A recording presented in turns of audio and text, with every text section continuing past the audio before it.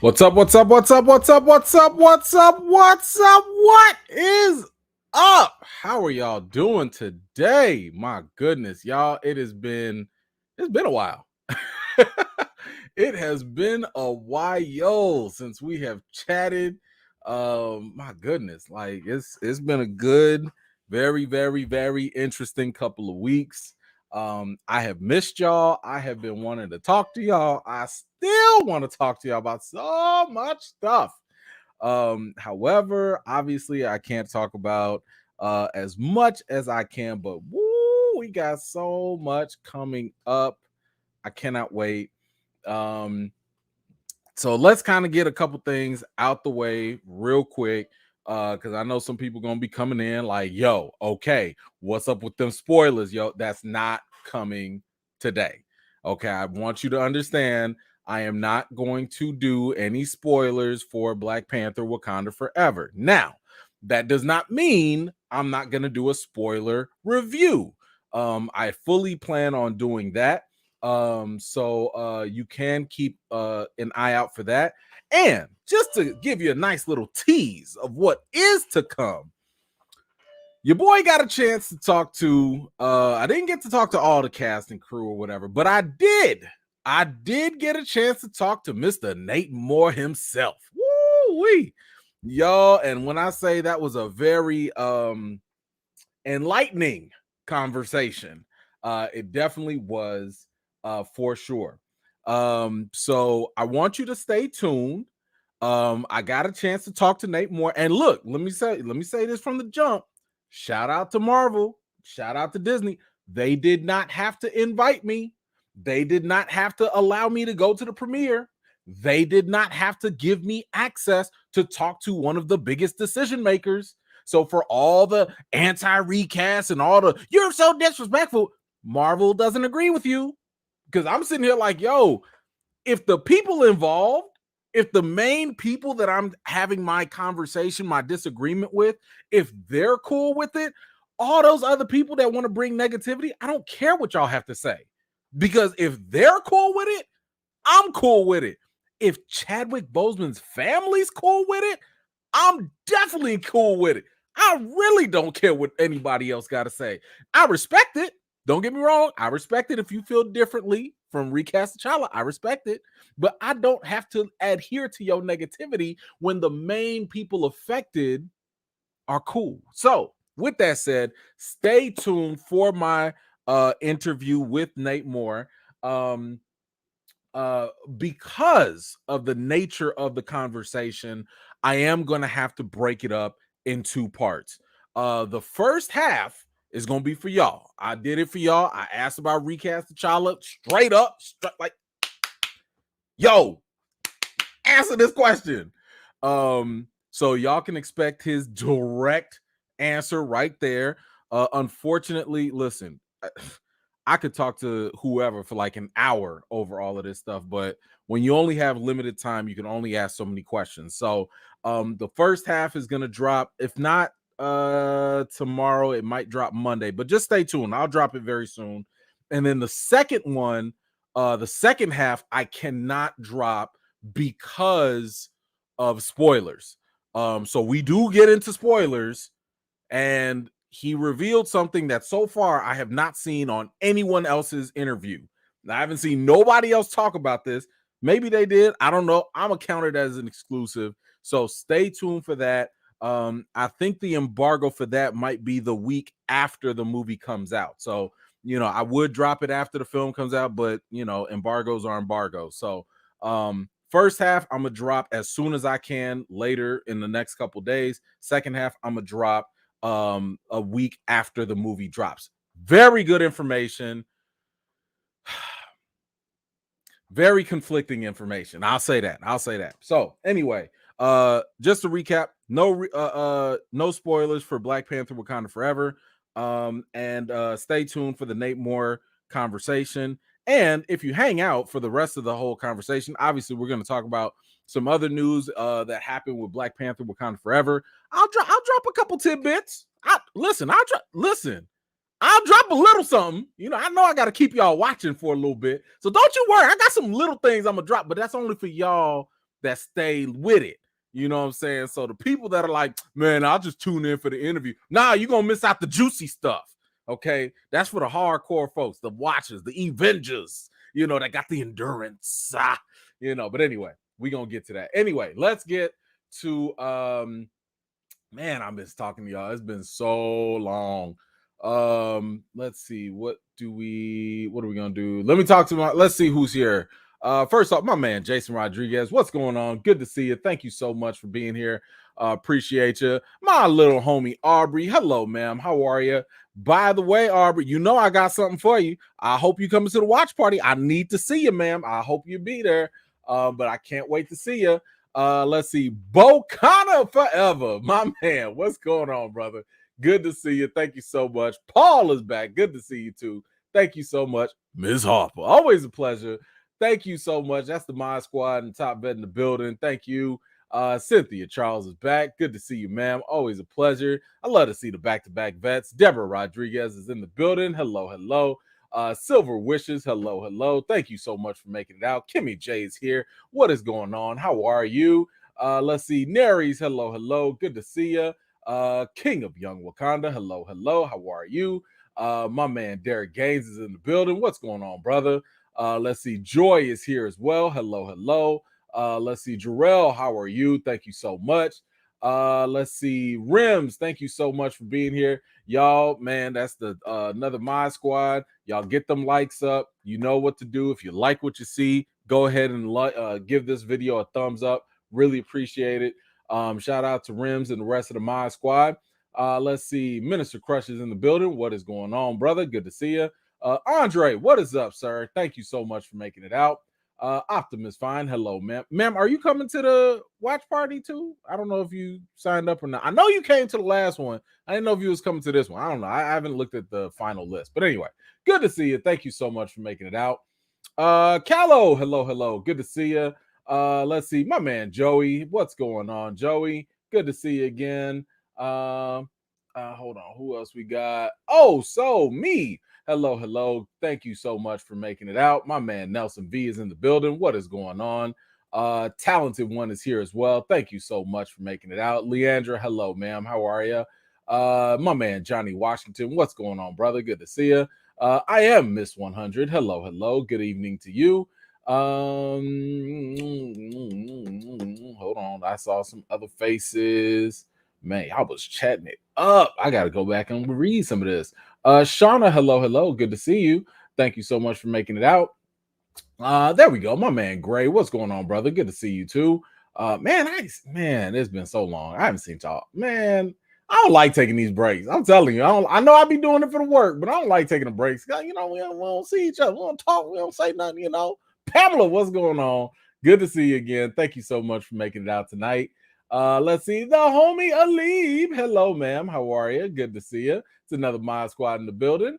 We got the king in the building. T'Challa. Hello. There we go. Kristen Pratt is in the building. Another Mod Squad. And yes, absolutely. Make sure y'all have take some time and go on to the Wakanda Forever challenge, and that is on GoFundMe. And the link is right there in the chat. I will put it in the description later on. And then I'll shout that out later on as well. But thank you so much for the constant reminders that everybody needs to hear. Let's see. We got Rhonda in the building. Hello, ma'am. Good to see you. I think I'm going to be seeing you at the watch party as well. Cannot wait. I will see you there. Thank you so much for making it out. My man Didier is here. What is going on, brother? Good to see you too. Let's see who else we got. I'm gonna try and go a little fast so we can get started. No. Wait. I see the homie. That's another vet in my squad. SJ Evans. Hello, ma'am. How are you? Thank you so much for making it out. There we go. Tyra K is here. Hello, ma'am. Good to see you too. Marley, thank you so much for making it out. Kiki West is back. Thank you. I'm glad that you were able to make it. It's always a pleasure. My man Sean is here. Good to see you. Tanya, hello. Eric, what's up? How are you? Dex is in the building. What's up? GA, hello. Wait. King Void, I see you. And let's see, Dorian, I see you. 77, what's going on? Dre, what's up? My man Coop the Bully, what's going on? No Limit Soldier, I see you too. Let's see. L, what's up? Jeff, how are you? Ms. McKee, but what's up? Gary Jones, Anna Babe, Chill Spot is here. Angel Green. Let's see. Nelson, did we say what's up? Either way, what's up again? I don't care. Adam, what's up? My man, Just My Opinion Reviews. Y'all keep an eye on my brother's channel right there. Y'all go check him out. Go subscribe. Be on my favorite channel list. You never know who's gonna pop up. You never know. And shout out to everybody that has made it out tonight. I really, really appreciate you guys taking the time to come out and talk to me and be here and chat it up with all of us. It really, really means a lot. So thank you for that.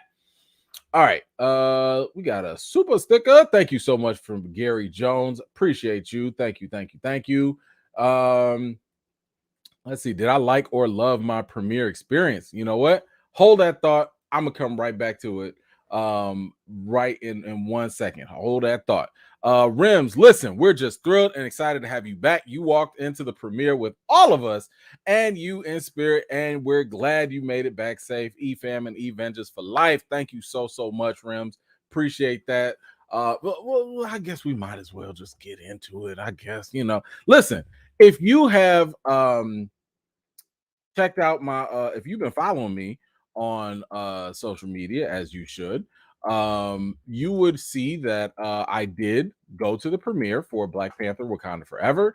You would also see that I got to talk to a couple people, no big deal. A couple things happened.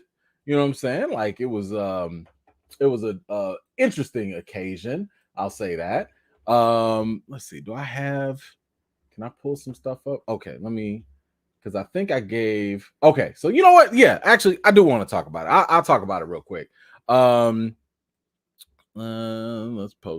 get this up there for some context. Okay, so yeah, if you were watching any of my social media, you would see that I got to meet Reggie Jean Page on the carpet. There were a lot of celebrities there, but everybody ain't really trying to talk or be seen and stuff like that. So, it's all good. But my man had a really good sense of humor when it came to when I was bothering him. I was like, there go James Bond. And he was like, so that was kind of cool. He was kind of fun with that.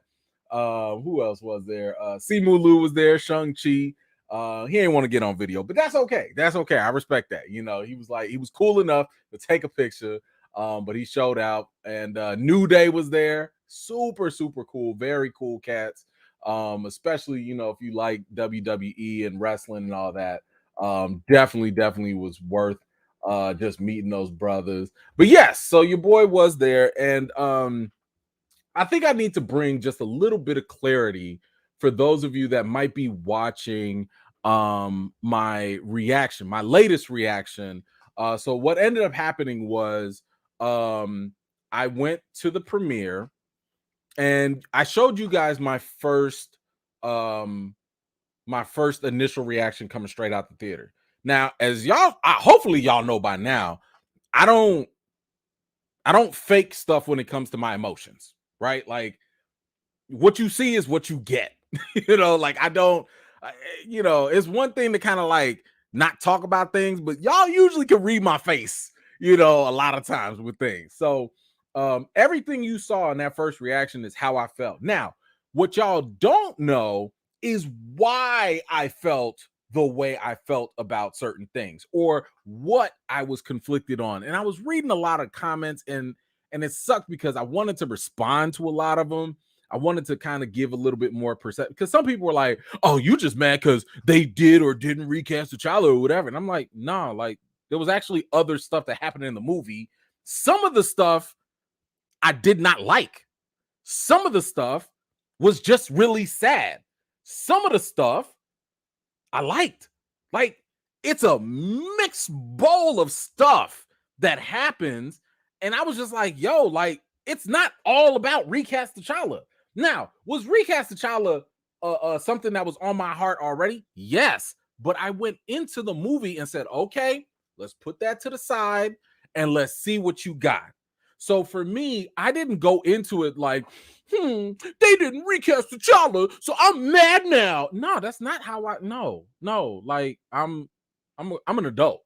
Like that's I can separate the two. I can feel a certain way about something outside of the film and get into the movie and allow it to take me where it needs to take me. Now, as I've said, no spoilers, obviously, but did the lack of presence of Chadwick make me feel something? Absolutely. Like you know that he should have been there. You know what I'm saying? Like, but you can't help that because the real person died. So a lot of my emotions had to do with the fact that, this is what happens when you take real life trauma and put it in your fiction. You can't help but to react to that.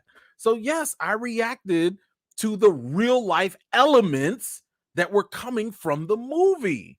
Okay. So, like, when I say I have mixed reactions, that's why, because I'm watching something fictional, but y'all keep tapping on this real life trauma wound.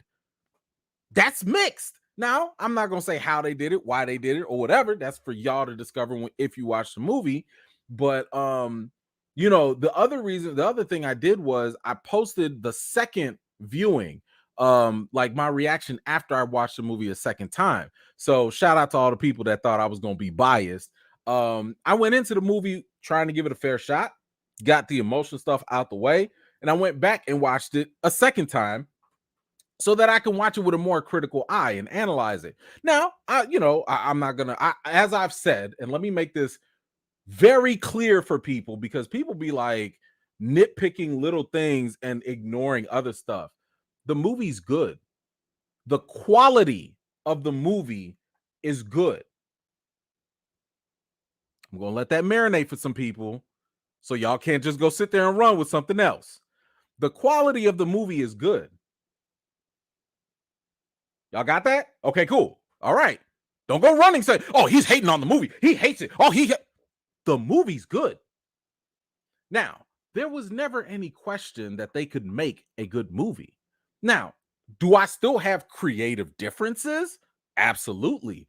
Do my personal creative differences talk about is that indicative of the quality of the movie? No. Because if that were the case, that would be me trying to be the director. That's not film criticism. Now, could I have wanted the movie to be something else? Absolutely. But that doesn't make what they did a bad movie. You might not like what they did, but I'm talking about the quality of the movie, the writing, the directing, the score, and all that stuff. So, bottom line, it's good. Now, with that said, I wanted to post my second reaction for you guys so that you can also see what I was going through before. You saw I was excited, I was a little nervous, I was anxious. I got in there. I had no idea I was going to run into Derek Bozeman again. We talked a little bit beforehand. He was, it was kind of funny because when I bumped into him, he was like, "Do you work here or something?" I was like, "No, sir, I do not work." Because we kept bumping into each other. We bumped into each other before. We bumped into each other back at D23. I'm like, "Sir, I don't work for Disney. I don't.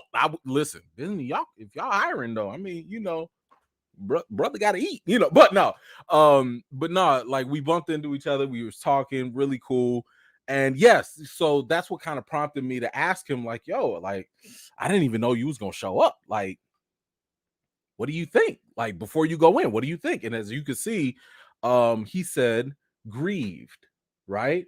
So for me, going into the movie and hearing that from him, that weighed on my heart, right? Because everything I'm seeing in the movie, I'm empathizing with what I just heard before. So every time they talk about T'Challa or Chadwick or whatever, I'm just like, damn, what is his brother thinking right now? What is the rest of his family thinking right now? Like, that's when I say I come out of this conflicted, it's because I have way other things on my mind and on my heart than just they didn't recast T'Challa. Like, it's deeper than that. So that's why I kind of wanted to give you guys a little bit more background information, because there are certain things that obviously, you're not going to see, you're not going to know. I would strongly encourage people not to run off of assumptions, or when new information comes out, and I'm going to reveal some new information later. When new information comes out, I want you to be open to receiving it. You're not saying you have to accept it, not saying you have to reject it. Just be open to receiving it. Because I remember I had a conversation with somebody online, and they was like, going off of like their assumption of like, well, the family said this, this, this, this. And I was like, yeah, you're right. But the family also told me something else. I'll share some of that later. But when I told them the information, they was just like, well, I don't care. I'm like, look, if you can't, now you sounded like one of the anti-recasters. Now you sounded like one of those people like, well, the family don't want to recast, but Derek Boseman said. They'd be like, well, I don't care what Derek Boseman said. So I'm just saying, let's all be open-minded about things as information comes out, just because we don't want to be kind of like the people that we don't agree with who are unreasonable out there. But anyway, that's my little recap, I guess, of the event. Like I said, it was definitely emotional, it was conflicting. As time goes, once we get post the movie and people have a chance to watch the movie, I'll go deeper into it. I'll talk about more things that obviously I'm not going to talk about right now. And we'll go from there. All right. Okay. Hope that satisfied people, gave y'all a little catch up. But anyway, let's go on. Buzz, what you going? Thank you, brother. Appreciate that so much. Thank you. Thank you. Let's see. Dre, what you got? Blessings to you, man. I'll watch this after work. Replay gang, and thanks for the alley-oop on the reaction video. Wakanda Forever challenge. Thank you, brother. I appreciate you, and thank you for your video as well. Really appreciate that. Reese, what you got? We are coming to the watch party. I'll bring you a card. Thank you so much. I can't wait to see you guys. I might be a little busy running around, but I cannot wait. It is going to be great to see everybody at the watch party. Let's see. Puma, Freaky Fridays. What's up, E-Man and E-Vengers? What's going on, Puma Lee? Thank you so much for the contribution. Really appreciate you. Let's see. Kano, what you got? I'm late. Wagwan brethren. All right. Have you heard this recast slander about we don't want black women to succeed? What? Had to educate a YouTuber I respect a lot on. I don't know what that is. Listen, I don't. I was just on a podcast, and y'all might go see it eventually, but I was just on some other podcasts, and people were talking about like, man, that like your recast T'Challa campaign movement, it's enabled a lot of misogynist and sexism and stuff like that. And I'm like, look, at this point, I'm not going to deny that there are people that have taken this message, hijacked it, and ran on a whole bunch of negativity that gives the entire movement a terrible reputation. That does exist. Now, I don't, obviously, as with most movements, it's not the majority. It's a small vocal minority, right? So the people that are out there that are, and here's the thing, some people don't know how to articulate themselves well. Some people don't know how to really run with a talking point in a way that doesn't offend other people, right? So, and here's the thing, some people are just a-holes. Some people just are, okay? But what I would just say is that, like, it's crazy because like some people be like, man, your movement has enabled all these people. And I'm like, I don't know what to really say, because in this world, in today's social media world, you can say save the whales and people will be like, why do you hate puppies? Like, so are the Save the Whales people supposed to go make another campaign talking about how puppies are actually okay? Or that they love puppies too? Well, then what happens when somebody says, okay, we'll save the whales and we love puppies? Why do y'all hate kittens? Like, at some point, you just have to stick to your message because you can't help what other people are going to run with. I have gone on record multiple times, condemning and coming out against any negativity, any bigotry, any sexism, misogyny, and all of that stuff. I mean, y'all know, y'all watch me, a lot. I've posted it. I've got tweets. I've got videos. I literally took the time to really address that. But at some point, there's not much you can do. And here's the funnier thing about that. The funniest thing is a lot of those people that are on those extremes, they don't listen to me. Okay? They're not listening to me. Like think about this. Imagine like the Snyder cult people, right? The Snyder cut people, right? Release the Snyder cut and all that. Imagine the people that the worst of the worst, the ones that were harassing and threatening and sending death threats. Imagine like that small minority that was doing the worst of the worst, right? And imagine if Zack Snyder told them, hey, stop. That's not cool. Don't do that. Now imagine those same little small people are like, yo, forget you, Zack Snyder. You don't know what you're talking about. That's kind of how it is right now.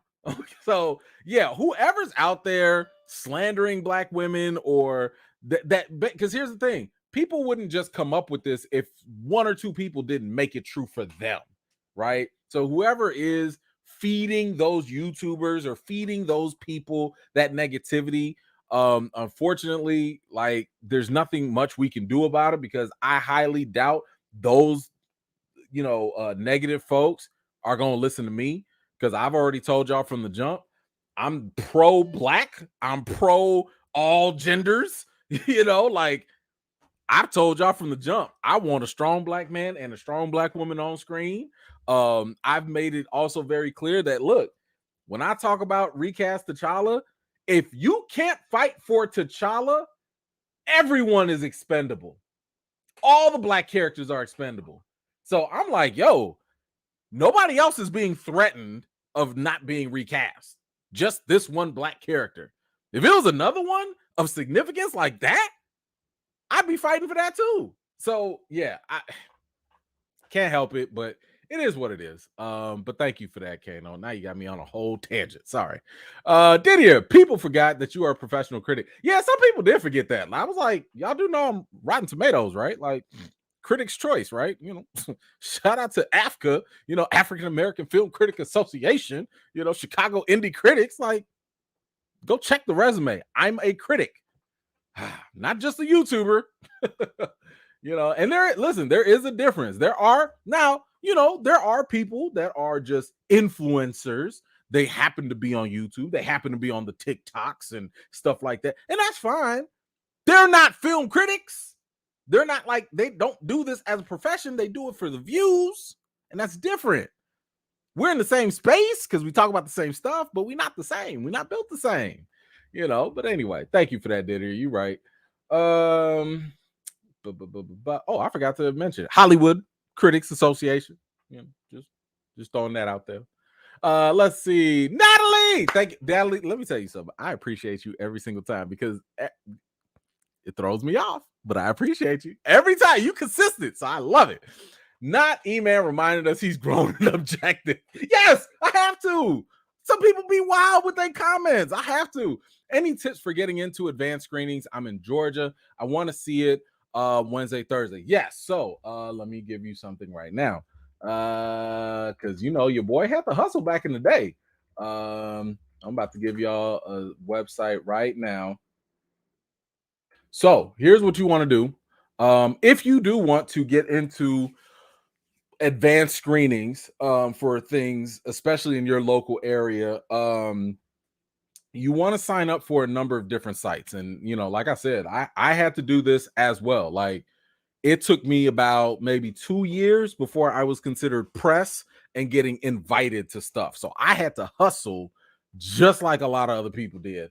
But here, what you want to do is you want to go to this website. It's called advancescreenings.com. .com. I'm gonna put it in the comments as well. AdvancedScreenings.com. You can search for whatever movies are coming out in your area. As you can see right here, there's Black Panther. And let's see, do they have Georgia? No, I don't think they do. Yeah, nothing for Georgia. So you can definitely see what's out there early and see what's available when they pop up. And my other bit of recommendation would be um, when you find, because there are certain websites that will consistently post, for screenings in your area.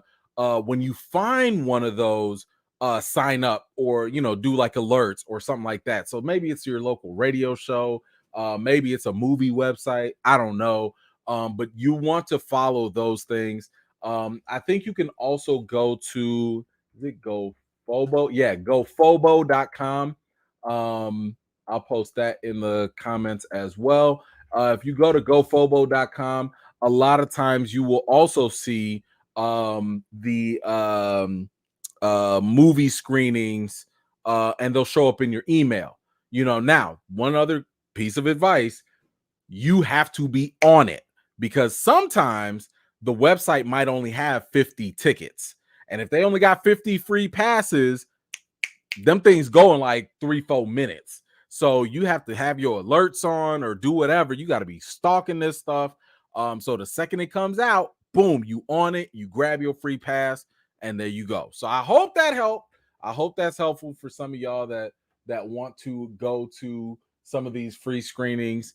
But gofobo.com, advancescreenings.com, and sometimes, like I think Warner Brothers does it. Sometimes individual studios will have screening like websites that you can sign up for. Sign up for stuff like that too. So I hope that helped. Let's see what else we got. Tati, what's up? One day I will go to a watch party in Chicago, all the way from Rio de Janeiro. Oh, Tati, that'll be something. Cannot wait. Cannot wait. When that day happens, you let me know. Thank you so much. Appreciate you.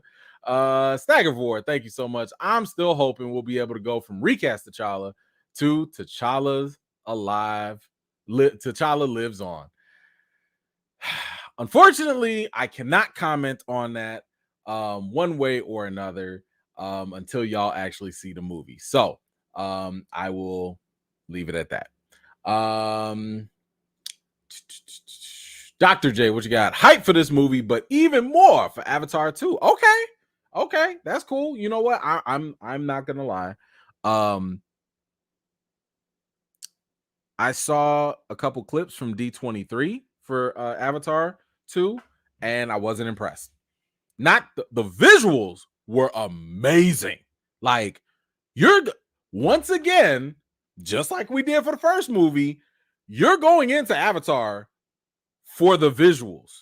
Don't go, I'm telling y'all now, do not go to some cheap matinee. Do not go to some place that gives you cheap little paper 3D sunglasses. If you got them flimsies, no, you need to get them rock hard, thick 3D glasses. Okay, I'm telling you now.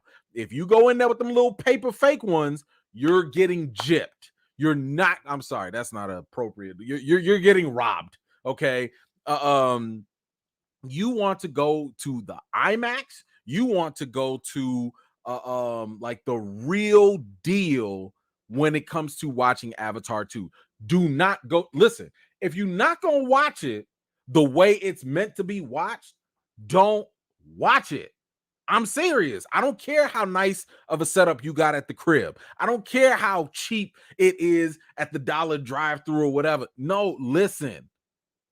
Go to the IMAX and watch this movie the way it's meant to be seen. The only hesitation I have is that the story seems a little boring. I don't know the story. I'm just saying they haven't shown me anything that has made me want to know more in the story. Not yet. I could change my mind once I see the movie. I don't know. But I'm just going for the visuals at this point. Because knock that out the park. So yes, please go hard or don't go at all. If when you're going to go watch the movie. Let's see. Stagger for back at it. I don't think it would be a problem for Shuri to be Black Panther and T'Challa still king. I don't either. And you guys will have to wait and see how they play that out. But thank you for that. Okay, now, man. All right, let's get into some actual topic. Is that spam? I don't know. Mods, check that. I don't know if this person spam or not. Posting in a different language or whatever. Anywho, let's see. What do we have? Oh, what's the first topic of the night? Oh, okay. Yeah, let's talk about Westworld. Have y'all watched Westworld? I don't know if you have or not. I have I've only watched the first season was fantastic. First season was really, really good. I really enjoyed Westworld season 1, and then I think I started watching season 2, and I'm not gonna lie to y'all, it was tough. I started getting a little sleepy. I couldn't make it last. Like I was just, I don't know. Like every time I try to get through one episode in season 2, I just it don't go all the way for you, boy.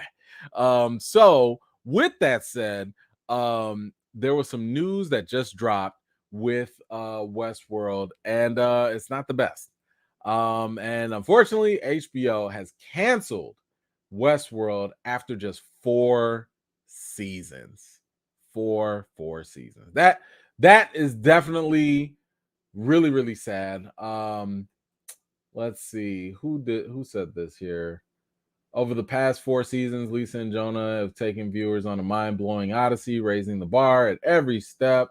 We are tremendously grateful to them, along with their immensely talented cast, producers. Okay, blah, blah, blah, whatever. Listen, I don't know. Listen, I would say this. I say this. If you were even interested in Westworld, I just watched the first season. And I think after that first season, it's probably good enough to stop after that. Because what's sad to me is the fact that, if I'm not mistaken, they were supposed to go all the way to season 5, and season 5 was supposed to cut it off. But clearly, Zaslav is in there. He's chopping stuff off. He's like, yo, get rid of this, get rid of that. And I saw a chart earlier today. The viewership for Westworld every season, it just kept getting down and down and down. It was up here at first.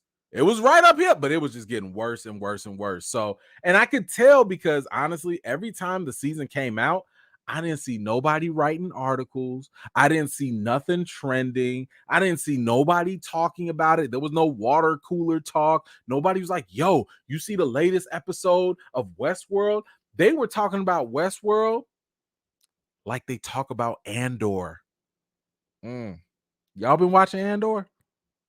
I haven't seen it yet. I'm not saying it's bad. I know hardcore Star Wars fans are still watching Andor. I'm just saying the general public ain't talking about Andor like that. And that's kind of how it was with Westworld. The first season, everybody, oh my God, Westworld was all over the place. Now, not so much. So anyway, y'all let me know, how do you feel about Westworld being canceled after just 4 seasons? Are you hurt? Are you interested in maybe watching it and then not? I don't know. You let me know what you think in the comments down below. All right. Y'all, I'm gonna try and go through these topics kind of fast if possible. So forgive me for that. Let's see. Derek E-Man of House Noisette, father of 3, faithful husband, E Hollywood, man of words, the master of COVID, join my house. I won't little finger you. Off topic, I know, but I had to get it in. Miss you, bro. Man, Derek, thank you so much, brother. That is God. That is awesome. I appreciate that, man. For real. Thank you. That is dope. All right, let's see. What else we got? Okay, we're gonna go through the small stuff first. Y'all know that there was like another Saw coming. Yes, like Saw. First of all, let me just say I have been a fan of Saw from the beginning. But after Saw 7, 8, 9, 10, no, 5, 6, no, 3, Saw 4, 5, 6, 7, 8, 9, 10, 7, 8, 9. Woo! Man, terrible. Just not good. Oh boy, not good. I still watch them. But after a while, it started getting predictable and stupid and dumb. And I just was not a fan. But they're doing another Saw. It is part 10, and y'all would never believe. Actually, you probably will believe it. Guess who's back? Yes, Tobin Bell, aka Jigsaw, is back. I don't know how. I don't know why. I don't know what they finna do. Nobody knows, but he's back again. I don't know. I don't know how they. When I tell you, I haven't seen a franchise milk. Nope, I've seen Fast and the Furious. Never mind. I'll take that back. Um, I don't know why they're doing this. I don't know how. I mean, at this point, Saw's been out for over 10 years now, at least. And it was always during that, there was this little phase in horror where um the gruesome horror, the torture porn, like that was a thing. And I'm like, I don't think it's in anymore. We were fascinated with the first Saw. Oh my gosh, look at how they're killing people. And then Hostel. Y'all remember Hostel? Hostel came out. Oh my gosh, that was crazy. And then they started going into like Human Centipede. Never watched it, never will. So don't even ask. But after that, I was like, yeah, all that body mutilation, torture stuff, y'all missed me with that. I don't need that. Nope, I'm good. So I don't know what they about to do with Saw. I hated Spiral. Spiral was so terrible. Oh my god, wasted Sam Jackson. I don't know what Chris Rock was doing. The ending was stupid. Don't get my blood pressure up. Anyway, how do y'all feel about how y'all feel about this? How y'all feel about Tobin Bell coming back again for Saw 10?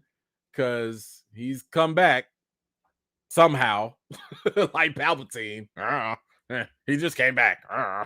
Y'all let me know how you feel about that in the comments down below.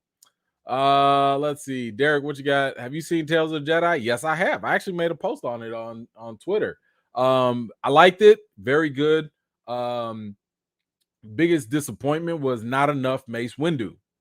Like they showed Mace Windu, and I was like, I need more. Like y'all digging deep into Dooku and to Ahsoka, and that's great. They had great backstories. Love the additional context and all that. But y'all couldn't put a little something in there for Mace, like an episode. Like I still want to know how the hell did my man take the dark side and the light side and put it together and get a purple saber? I need to know these things. How you gonna have the most unique Jedi ever, and y'all don't explore this?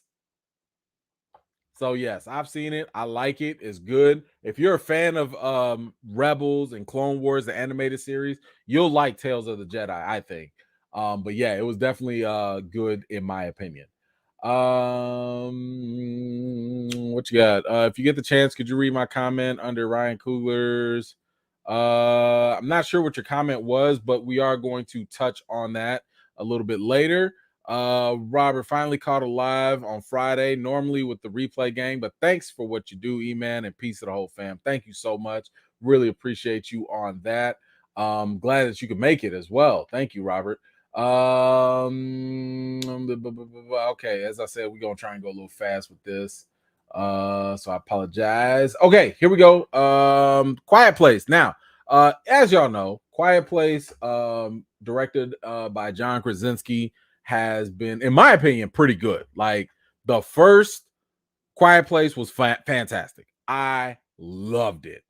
I was skeptical with the second Quiet Place because It didn't feel necessary. And even John Krasinski said, like, I didn't really want to do it, but the first one made so much money, the studio was like, nah, we need this. So he kind of put it out there. It was kind of a prequel slash sequel, and it wasn't bad. It was good. I liked the second one. It was all right. But it's time for another one. Yes, there's going to be another Quiet Place. And if I'm not mistaken, I think they're also going to do a series, a TV series on this as well. This is the point where I'm like, all right, y'all going to have to slow down. Okay, because now y'all getting a little Walking Dead-ish. You're getting a little Supernatural-ish, where you had two shows that had solid stories, and then the milking happened and the stretching happened, and it was like, damn, this is not even enjoyable anymore. I mean, I went to watching Supernatural religiously, no pun intended, like every time it came out, to, man, I'll just binge it later. Like after season 5, I was like, man, whatever. Because like y'all just doing it just to do it. And when you're doing a show just to do it and not because the story demands it, I think that comes off. I think people can recognize that. So anyway, with The Quiet Place, there is going to be a third movie, but my interest has been piqued. My interest is piqued because of who they cast in this movie. And it is none other than the fine Lupita Nyong'o. Yes, Lupita is going to be in the next Quiet Place movie. This one is called Day One. So I'm assuming this is going to take place, during the same time. Now, like I said, this is piquing my interest, but I'm still very apprehensive of like, how far are you gonna go with this story? Like, how much more do we need? We know that. I mean, do I really need to know where the hell these aliens came from? They came from space. They racked up, and y'all figured out how to defeat them. Next, like what? I don't know. I'll say I will give it a shot, and I'll see what happens with it. Lupita usually does pick solid projects, and she is a fantastic actress. So I'm hoping that if she signed on to this, it's not just some trash in the waiting, right? It's not something like, there's got to be something about this that is compelling enough, right? So I don't know. I hope there's something good about it. I don't know, but we'll see. Y'all let me know. Y'all tell me if it was if this is something. Does Lupita being in A Quiet Place 3, does that entice you? Does that interest you in watching it? Or maybe you're interested already. Let me know what you think in the comments down below. All right. Let me grab this comment. Kano, what you got? Somewhere along the line, they forgot what made Saw good. It was the murder and gore, yeah, but Jigsaw always gave an out, not just torture porn, maybe bringing him back. They remember that. You know what? Yes, I totally agree with you on that. One of the most compelling things with Saw was always the twist because of Jigsaw's philosophy, right? So you're right. It wasn't just that he had an out, it was more so of like the twisted lessons that he was teaching, because every time he caught somebody, like Jigsaw was, I don't even know if you can call him this, but I guess in some way you could argue Jigsaw was an anti-hero. Like, he wasn't just grabbing innocent people. He was grabbing people that he felt needed to be put through some form of judgment to repent for whatever bad thing that they did. So in a sense, he kind of was an anti-hero, right? But of course, the show started leaning more into, no, let's just show weird, crazy ways we can kill people. And it was kind of like, that's not what made it compelling. It was interesting, but that's not what made it compelling, you know. So yeah, I mean, it's kind of like, you know, once you get past the little gimmick factor, if you don't have any real substance under that, it's not compelling anymore. No one's gonna care. But yeah, I'm with you on that, Kano. Thank you so much for that. Appreciate you. Let's see.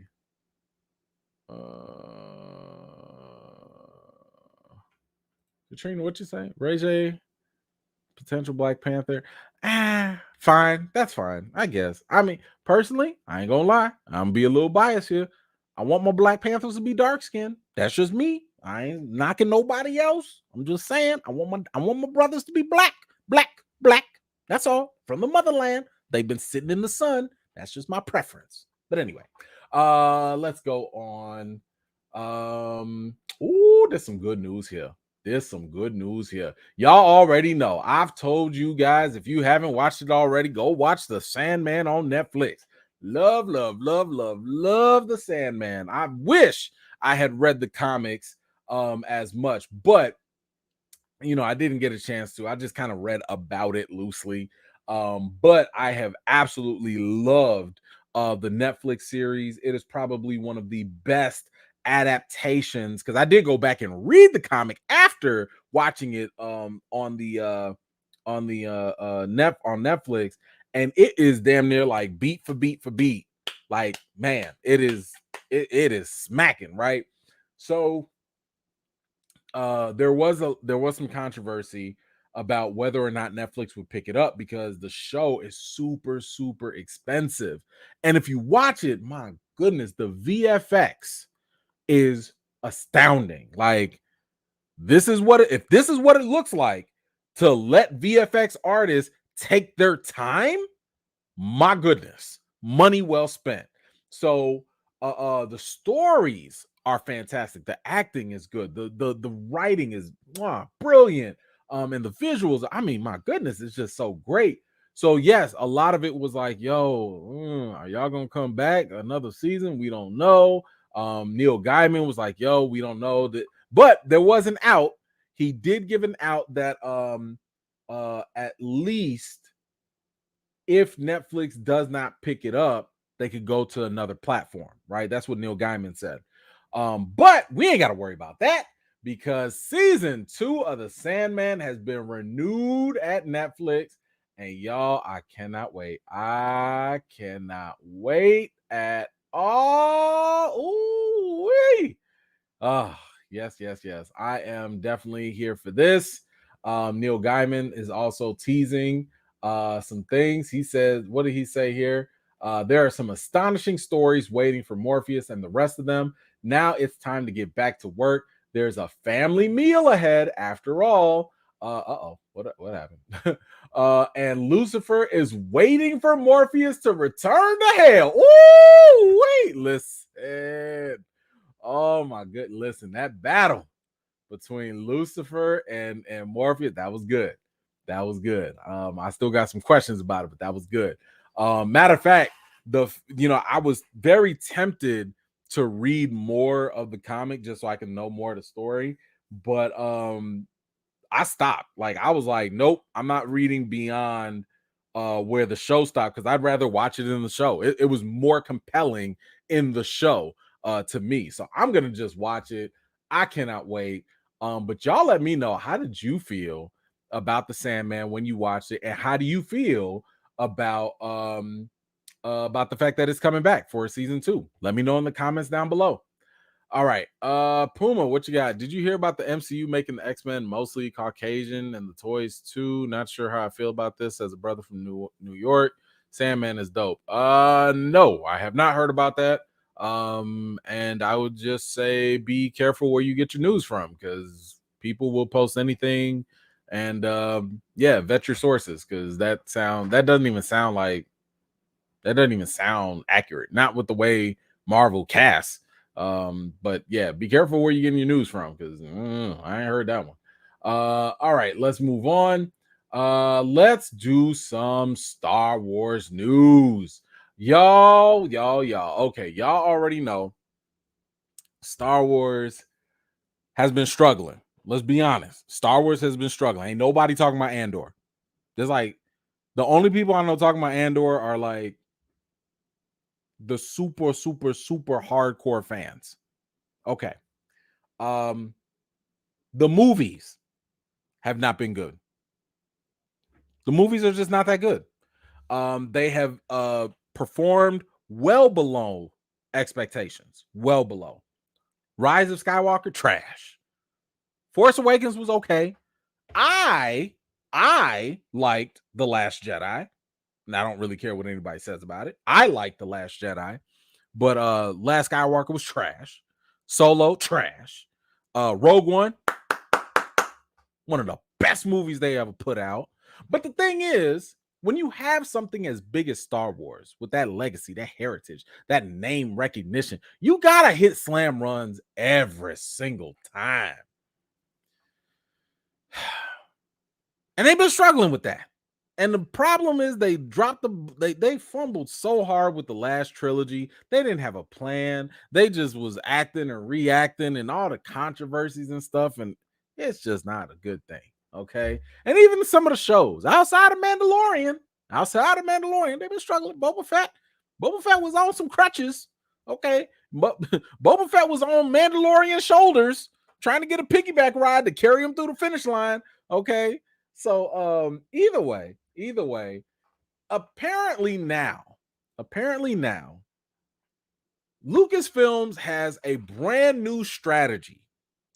And this new strategy, I have to say, it's freaking brilliant. I have never seen a company come out with a strategy that has made so much sense.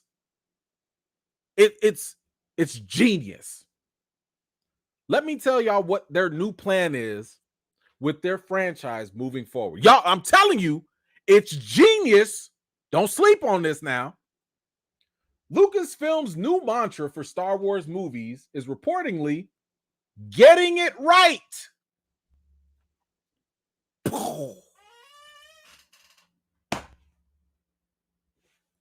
I never knew.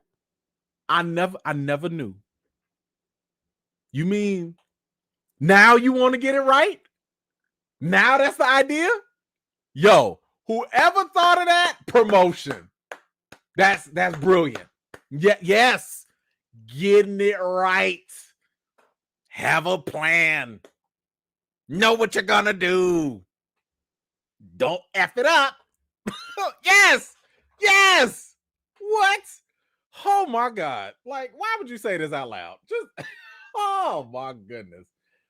Okay, let's see. What did they actually say? The Puck reports that insiders have cited the lack of an imminent feature film release as coming down to a culture of fear and indecision around the next installment in the franchise, revealing that the new mantra at Lucasfilm is simply getting it right. The report goes on to claim that Lucasfilm now concedes the idea that the final 3 films in the Skywalker saga were rushed to meet release dates at the box office, and that President Kathleen Kennedy chose fan service and franchise management over creative swings.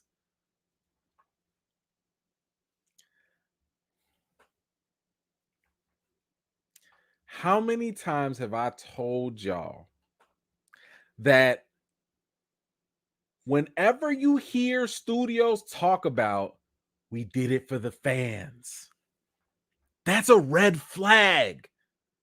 That means they threw in some shiny stuff and didn't care at all about the movie story, characters, and nothing else. And I want you to also understand, we did it for the fans. It is insulting to you as a fan. I need you to understand this. I'm talking to you, Black Adam.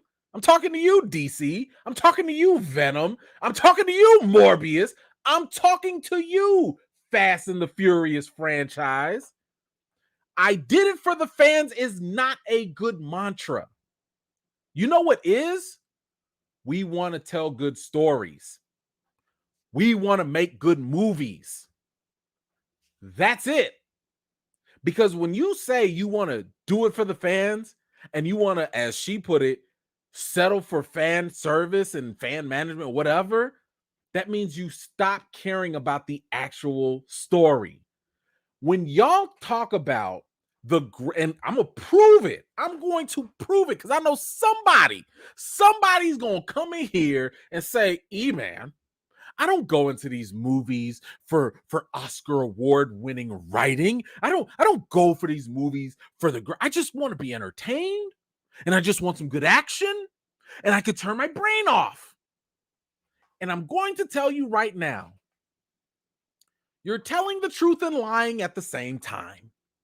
And let me prove to you why that is. You're telling the truth that you do just want to be entertained, because that is all fans typically go for when you go watch a movie. That is the lowest bar. The lowest bar is at least like, yo, did you make me laugh? Did you make me cry? Did you get me excited? That's the lowest bar to just be entertained. Anything can entertain you. A commercial could entertain you. Listen, I'm keeping it 100 with y'all. Anything can be entertaining.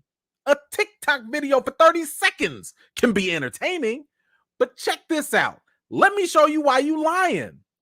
Show me anybody who has talked about the best movies of all time. The best. I mean, the best comic book movie, the best action movie, the best whatever. And tell me if that movie has had terrible acting, terrible writing, terrible action, terrible anything. Tell me if any one of those movies have ever been labeled just for the fans. When y'all talk about The Dark Knight, do y'all talk about that was for the fans? When y'all talk about Infinity War, do y'all say that was for the fans? When y'all talk about Captain America Winter Soldier, was that just for the fans? When y'all look at the best movies out there, when y'all talk about Logan, was it just for the fans? When y'all talk about the best movies, they're not for fan service, because what we love, even as fans, are good quality movies. So for Star Wars to be, again, it is insulting to just be like, all right, y'all, we showed y'all some lightsabers. All right, y'all, we showed y'all, some fun little callbacks, and hey, look at this character. Like, no, tell us a good story, because the best movies that we love, even as fans, usually have the best stories. They start with really good stories, and then they follow up with really good characters, and then with great performances. That is the ultimate fan service. The best thing a studio can do is make a movie so damn good that critics and fans love it. So again, don't fall for that fan service and all that stuff. Don't fall for that nonsense. Accept more. Expect better. Stop giving these studios an out by paying money for trash and rewarding them, because they're never going to step it up. You know what made Lucasfilm really want to step up? Because they got trashed online for having terrible movies, and they made their billion, they made their little money, but they performed under expectations. And that's not okay for Lucasfilm. That's not okay for them. They don't have, unlike Marvel, they don't have anything else to rebound on the film side. See, Marvel can give you a movie that tanks. Marvel can give you a movie that doesn't make a lot of money, but right after that, they always got an Avenger movie that's going to make them $2 billion. That $2 billion covers that movie that underperformed. That's why I tell y'all, Marvel does not care about movies underperforming, because they got so much other big stuff that covers them. Lucasfilm can't say that, because their only films that come out outside of like the little side movies are the big Star Wars movies. So if you mess up your big name movies, that's it. So anyway, I'm glad that they're finally understanding that, like, yes, we need to get it right, because y'all too big. Y'all too big to be this slow, to be this bad with the movies. Take your time. Ain't nobody rushing y'all to put out a trilogy immediately. All I think any fan is asking for, tell good stories. That's it. You tell a good story, everything else will follow from that. You tell a good story, you'll get your awards. You tell a good story, fans will give you your great reviews. You tell a good story, critics will give you positive reviews. Start with telling a good story. That should be the basic plan right there. Okay, I'm sorry. I ranted too much. That I got on my nerves. We're gonna get it right. Duh. All right. How did y'all feel about the new Star Wars strategy? Let me know in the comments. Let me grab these. Puma, mostly black, not Caucasian. Yeah, I heard that rumor. I don't know. I'll wait and see. I don't know. I'll wait and see. I ain't really about to. Ain't nothing really confirmed. I'm not tripping over that for the X-Men. That'd be great too if they did. Fine, whatever. I'm not gonna care. I'll be here for it. Hold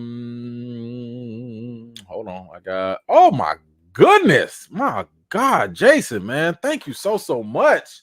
It's so wonderful, man. Thank you. My goodness, man. What's up, E-Man? Sending some love and support. Always looking forward to your lives. Did you hear about the ABC special Black Panther in Search of Wakanda? I haven't seen it yet. Wanted to catch your live first. No, I haven't seen it yet. But now I am gonna go look for it. So thank you for putting me on that. But yeah, my goodness. Yeah. Do I have a pen? I don't have a pen. Okay, I'm gonna have to come back to that. But thank you for that. That first of all, thank you for the contribution, man. That is amazing. And I really do appreciate you supporting the channel as much as you do. Like, you really do come through, and I really appreciate it. But I'm absolutely going to check that out when it does come out. So thank you for that, Jason. I really appreciate you. Rims, hit the likes if you're enjoying the live, and subscribe if you're feeling the vibe. Thank you so much for that, Rims. And yes, please go ahead and do all of that. Subscribe and go ahead and hit the like button if you like what you see. Definitely means a lot if you do. And I am absolutely going to appreciate that. All right, let's get, what else do I have? I have something else. There we go. Kano, what you got? Some of Lucasfilm said, you know what? Maybe winging it is a bad idea. You think? Woo, we imagine having $1 billion, like every movie you drop could make $1 billion, and you just be sitting there fumbling, just dropping a fumble in the bag. Just woo, we just yikes. Let's see. Trey, Kathleen Kennedy's lying. She wasn't doing fan service. No one wanted Solo. Thank you. Oh my God, sorry. Fans wanted the Obi-Wan movie. Facts. She tried to make fans eat their broccoli. Yeah, like, listen, Solo was never needed. It at most, Solo could have been a Disney Plus series. At most. Even then, I still wouldn't have cared. I don't need to know more. Here's the thing. When you have a cool character like Han Solo was cool because, and I keep telling y'all this, sometimes things are good to us because we have them in small doses. We don't need to make a whole lot. I don't know like what a good analogy would be for y'all, but you know, I guess it's almost like having too much dessert. You know, it's like, yo, sometimes, you know, you just want that one little piece of cake, and like, yo, that's good. You know what I'm saying? Like that one little piece of cake after the meal, that's great. But you don't want to have like a whole quarter piece of cake for lunch. Like, it's not gonna be good. And then you might start hating cake after a while, you know? I'm like, yo, Solo was always cool because in each of the movies, he was just there. He had a cool little line. He was witty. He was charming. And his story was told pretty much from beginning to end of the movies. I didn't need to know more than that. That was it for me. So yeah, that was a stretch with him. But yeah, and Obi-Wan, unfortunately, I don't think it worked as a series. I think it absolutely would have been 10 times better as a movie. Though if you could have taken all the filler stuff out and condensed all that and really got to the action and stuff, oh my god. And then if we could have watched that final battle with him and Anakin on the big screen, that would have been so man, they just now you got me more mad, Trey. Thanks a lot, man. Damn. Sim, late getting in tonight. Had to tell you, my boy saw your Wakanda Forever reaction. Their words, E-Man got that Black Panther drip. Thanks for the discussion as always. Thank you so much for that. I appreciate you and your boys. And yeah, I mean, look, I it was funny because like some people were like hitting me up like, hey, are you going to dress in all white? And I was like, for what? No, like I don't know. To celebrate the death of my favorite superhero, to celebrate the death of of one of my favorite actors. No, I wore black because in African culture black is also for mourning, and I wore gold for royalty, you know, because I'm there to mourn the king. So yes, I was there for that was behind my whole outfit, and of course, you know, I wore the crown to represent the king as well. But yeah, that was my whole thing behind it. But thank you so much for that. Appreciate you. Puma, what you got? It's on 2020. Oh, okay, cool. Thank you for that. Yeah, no, I'll catch the replay. I'm sure they'll do I'll catch it later. But thank you for that. I will absolutely go check that out. I mean, we're gonna talk about some of the interview stuff here, but I will definitely catch that a little bit later. All right, let's move on. I told you I was gonna try and move through this, and I'm lying to y'all already. Wait, hold on. Was there more Star Wars stuff? I think there was.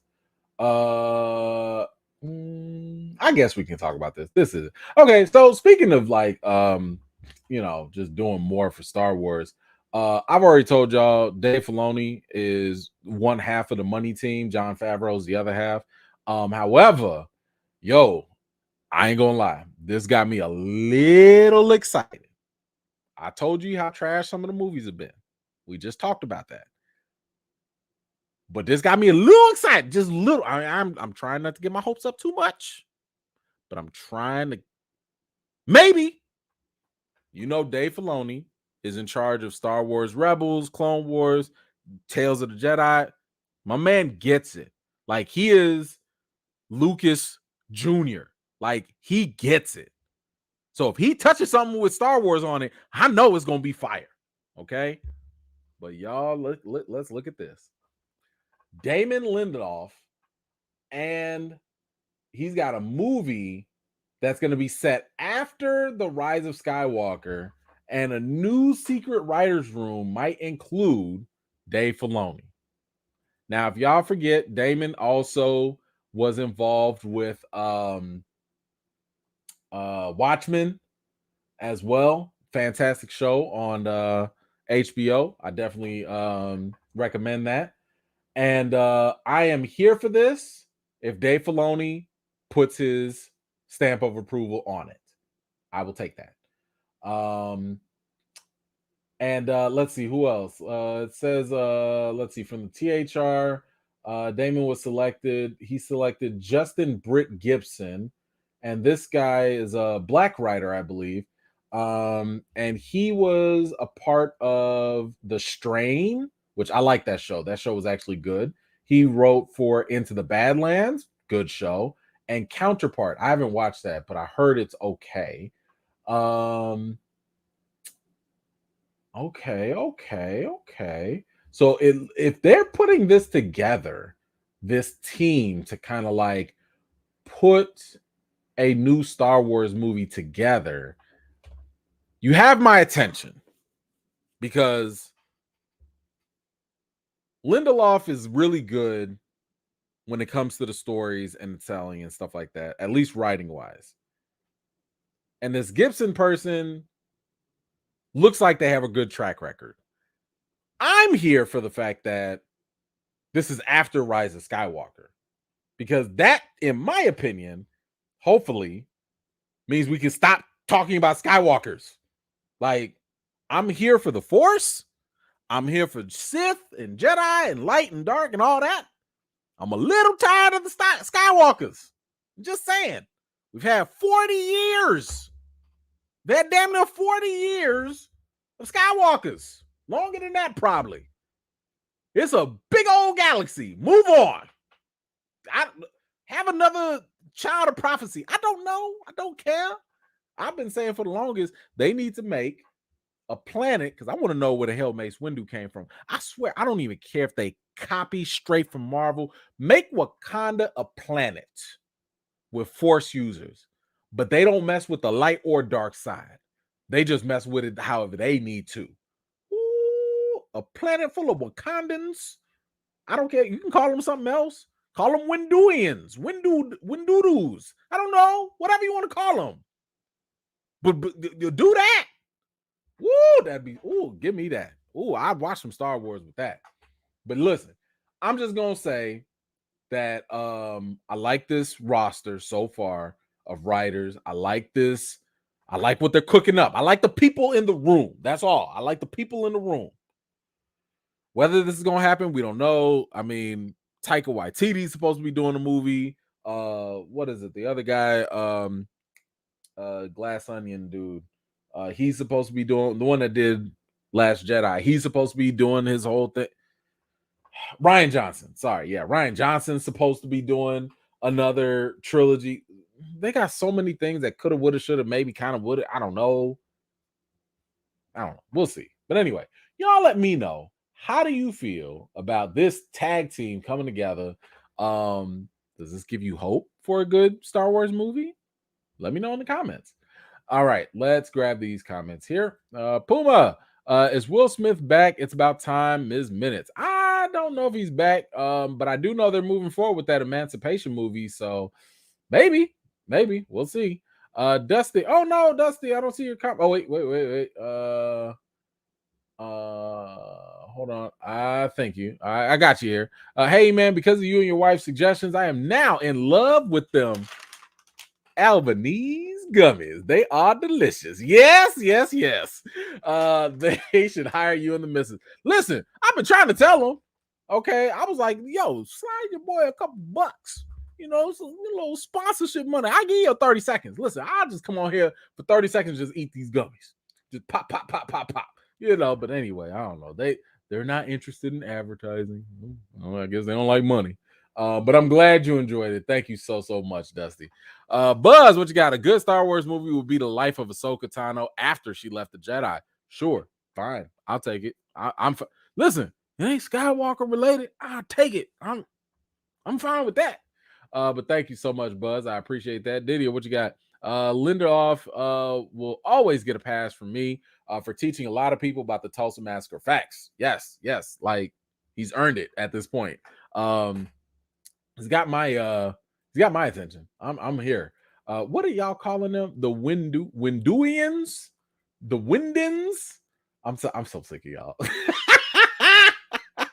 Window Durians? What are y'all doing? Oh man. Okay, I'm gonna come back and read these later. Listen, just give me Mace Windu. I don't care. Just give me more Mace Windu. Period. That's all I care about. Oh man. Okay. All right. Let's move on. Oh, damn it. Okay. Now, y'all know we've been here before. We have had directors coming at Marvel and having issues, blaming Marvel, pointing their finger, shaking their fists, saying, stay off my lawn of cinema. I guess it's been too long. Since the last older director has come out and slammed Marvel or come out against them. Whatever. But we do have one, and it's a familiar one, and I'm mad because I've had nothing but great things to say about my man. But y'all, Cameron is back on it. He's joining his peers. And he is slamming Marvel for some of their commentary, or for some of the things that they've done with their movies. Let's see what he had to say. Let's see. James Cameron criticizes Marvel and DC characters. They all act like they're in college and really don't have relationships. Okay. Th- th- who gonna tell him? Who is gonna tell my man Cameron about, I don't know, Endgame? I mean, just like, hold on, let me see what did he say? What did he say here? Okay, let me try and be fair and read what he had to say. Uh, uh, do we care about what happened with their characters? No, I don't think so. When I look at these big, spectacular films, I'm looking at you, Marvel and DC. It doesn't matter how old the characters are, they all act like they're in college. They have relationships, but they really don't. They never hang up their spurs because of their kids. The things that really ground us and give us power, love, and purpose, those characters don't experience it. And I think that's not the way to make movies. Sir, Mr. Cameron, wait. Did you not see Avengers Endgame? Sir, Tony Stark had a whole arc with Pepper, made a whole kid, retired. My man retired. He literally hung it up. He ain't flying the suit or nothing. And then he put the suit back on to go save the world. They did do this. I mean, Cap said, F this whole timeline. I'm finna go chill with my boo for a lifetime. And he stopped being the Captain America. What are you watching? Ain't nobody gonna tell him. What happened with Peter Parker? Didn't Peter Parker he lost everything? Peter Parker had to give up he gave up his relationship and his friendship just to save the world. What are you watching? What you mean? The only one I would say, oh God, I almost forgot. Hawkeye had a whole secret family. My man had an almost kind of sort of Christmas special because he wanted to go back to his family. What are we doing? The only one that kind of sort of fits what he's talking about is maybe Hulk and Black Widow. Because that was like, y'all forgot about that, didn't y'all? Y'all didn't even remember the fact that they was like together for like 5 seconds. That was it. Want to get in the shower? Nope. Oh, okay. That was it. Y'all forget about Eternals? Like, Eternals was all about people that had a relationship for thousands of years. Thousands. Like, hey. I don't know. I don't know, sir. I don't know. Tell me you haven't watched a Marvel movie without telling me you haven't watched a Marvel movie. Because golly, sir, this was a miss. I know I have said it multiple times that James Cameron don't miss. But woo, this was a brick if I ever saw one. Sorry, sir. You done missed here. This it's not a good take. It's not a good take. All right. Y'all let me know how y'all feel about James Cameron slamming Marvel on their non-relationships, even though they've been doing relationships for like the whole MCU. So I don't know. Y'all let me know how you feel. Puma, thank you so much for your comment. I'm going to skip it only because that is a topic coming up and I don't want to ruin it for people. So thank you for that. I do see it, but I am going to talk about that in just a little bit. Let's see. Okay, let's see. Wraith, what you got? I'd rather see one more Skywalker focused Star Wars movie where it is revealed that Finn is actually the secret son of Luke Skywalker. Whoa, whoa. Um, no, not for me. I Here's my thing. I'm a little sensitive. I'm a little sensitive about black characters having to ride the coattails of other popular white characters' legacies. I'm not a fan of that. Um, I would prefer that if you're going to tell a story about Finn, tell it about Finn. Finn doesn't need Skywalker, this, that, or whatever to build him up or legitimize him, right? So I would prefer, and I'm not saying you're wrong, you're entitled to that. That's fine. I'm just saying for me, I would rather them dig deeper in because it was revealed that he was force sensitive. I prefer if they would be like, nah, let's dig into that force sensitivity. Maybe they find a way to awaken his force sensitivity, and then he can become one of the best Jedi ever, or something like that. That I would like. So again, I would just prefer if they built him up himself rather than, okay, the only way people gonna like you or care about you is if you got Skywalker attachment. Because let's be honest, that didn't work out for Rey. A lot of people was mad because she even adopted the Skywalker name.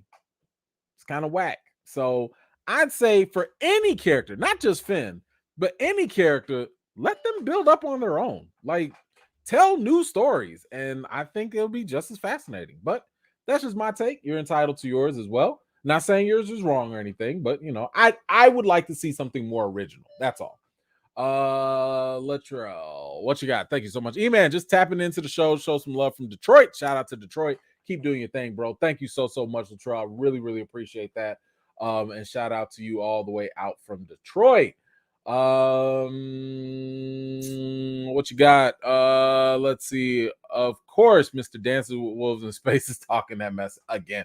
Yeah, he was hating at first. Back when Infinity War and Endgame was knocking Avatar out of the top rank, he was a little salty. He tried to come out like, congratulations. He was salty. But thank you for that. Appreciate you. Alib, Doctor Strange destroyed the whole universe for love. Well, he missed that. But thank you for that. Appreciate you. Okay, this does not end. Unfortunately, we got another one. Another one of my favorites. Tarantino. He's commenting on Marvel now. It just don't stop. But I don't know. It is a little mixed. I don't know. You guys let me know. But Tarantino says that Marvel directors are hired hands, so he won't join the MCU. He says, I'm not looking for a job. Yikes. Here's some of the stuff that he said. You have to be a hired hand to do those things. He's talking about directing a Marvel movie. He says, I'm not a hired hand. I'm not looking for a job. Let's see.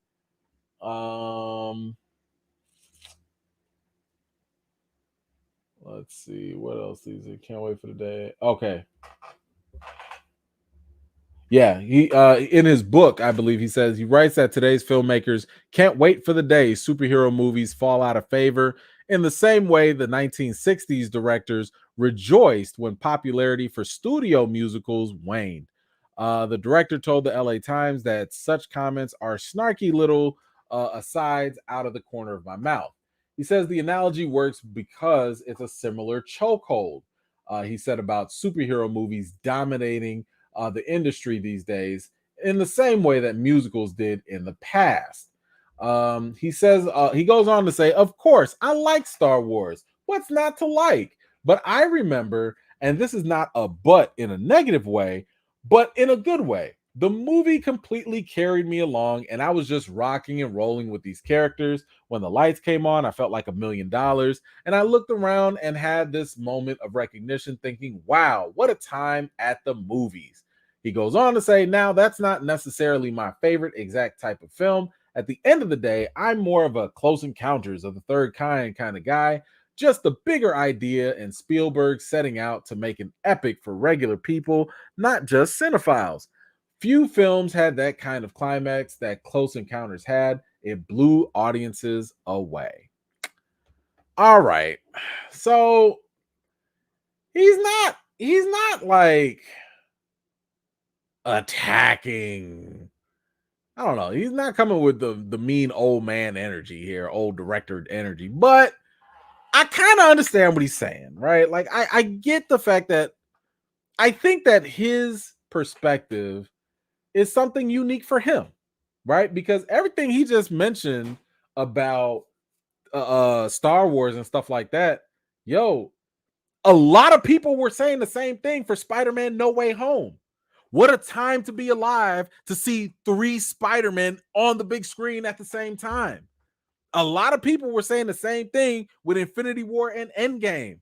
Oh my gosh, we just got the climactic ending of like 10 years of movie making. So if your perspective has changed because you're older, you're more experienced, you've done things, you've seen things, or you came up on something different, that's fine. That's cool. But let's not knock the whole genre now, you know? And here's the thing, the superhero genre franchise, it's expanding, it's getting bigger. And I'm happy about that. Because a lot of the stuff that's happening, I'm like, yo, this is a byproduct of expanding the storytelling.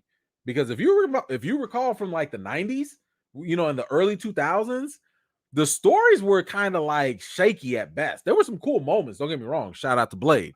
But sometimes the writing was a little iffy. Sometimes the comic book accuracy was a little too on point and not as engaging. And it got a little corny at times. But now it's actually maturing and it's growing and it's expanding and it's doing different things that the musicals at that time were not able to do.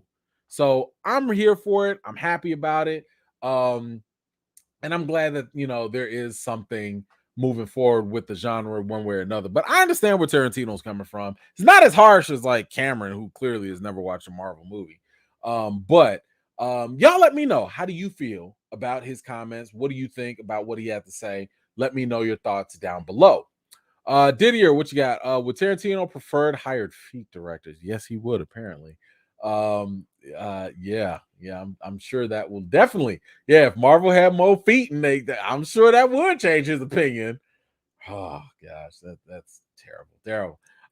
Thank you for that. Derek, what you got? But E-Man, isn't Avatar about a superhero? Took a guy who couldn't walk, gave him legs, and saved the whole world. Sounds like a superhero to me.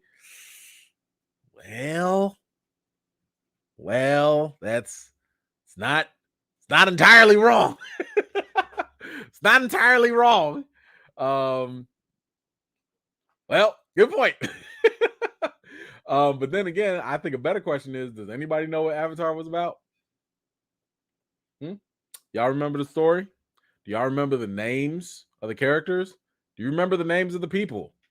Because listen, without Google, I'll be struggling. Because I'm like, oh. It's almost like trying to remember the Bond villains. I don't remember nobody's name. I don't remember why they tried to take over the world.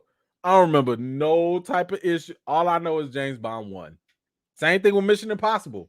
Do y'all remember any of the villains? Do y'all remember any of the plots? Like any of them? I just remember Tom Cruise was running. He was about to fall off a cliff. He didn't. My man was hanging on a wire. He blew up on a train, and he did some more running. That's all I remember from any of those things. Anyway, let's go on. All right, now let's get this is some of the older news that I wasn't around for, but we're gonna talk about it. Yo, we've talked about this, how like DC has been looking for their Kevin Feige. They've been looking for, you know, their their person to really take up the direction and the leadership of their movies and TV shows and all of that good stuff. But it looks like they finally found it. We thought they found it before with that Justin Lin guy. Forget who his name is. But that was they was just joking around. That wasn't him. But who they did find? Well, this is an interesting pick. Well, James Gunn and Peter Safran are going to lead the film, TV, and animation division for DC. Now, this is, I think, as good as it can get. I think that this was because if you were looking for a Kevin Feige, that was way too hard to do. It would be way too difficult to find someone who knew the comics and loved the characters and also could make movies, right? Or in other words, when you're producing movies, you have to have an eye for talent. You have to know, oh, that writer could bring out the best in a Superman story, or oh, that writer, they could do really good wonders with a Mr. Terrific story or something like that. So you have to have someone that understands the characters in the story, but then you have to have someone that knows movies and does very well. So this duo, I think, is pretty good. Y'all already know what James Gunn has been involved with. He's giving you the Suicide Squad, Peacemaker. He already came from Marvel with all the Guardians of the Galaxy films. I think the benefit there is, at the very least, Gunn has been a producer on the Marvel side as well. Not just a director, but also a producer, which means I think he got a taste of what it's like to make a cinematic universe, because he was in charge at first with the cosmic stuff, in Marvel. So for him to go to DC, and now he reports only to Zaslav, right? Like, it's a direct line. Like, he's in the position that Kevin Feige used to be in when Bob Iger was in charge. So the fact that him and this Peter Safran guy are like able to like only report to them, and they both have the Kevin Feige role because they're in charge of TV, animation, and film, which means if they want to do a truly connected universe, they could do that. If they wanted to make the movies, the animated stuff, and the TV and all that stuff connect, now they can make sense of that. So I kind of like the direction that this is going in. I think it's actually a really good choice. I don't know how prolific James Gunn can be on the producer side, but I do think that it's a good pick for them.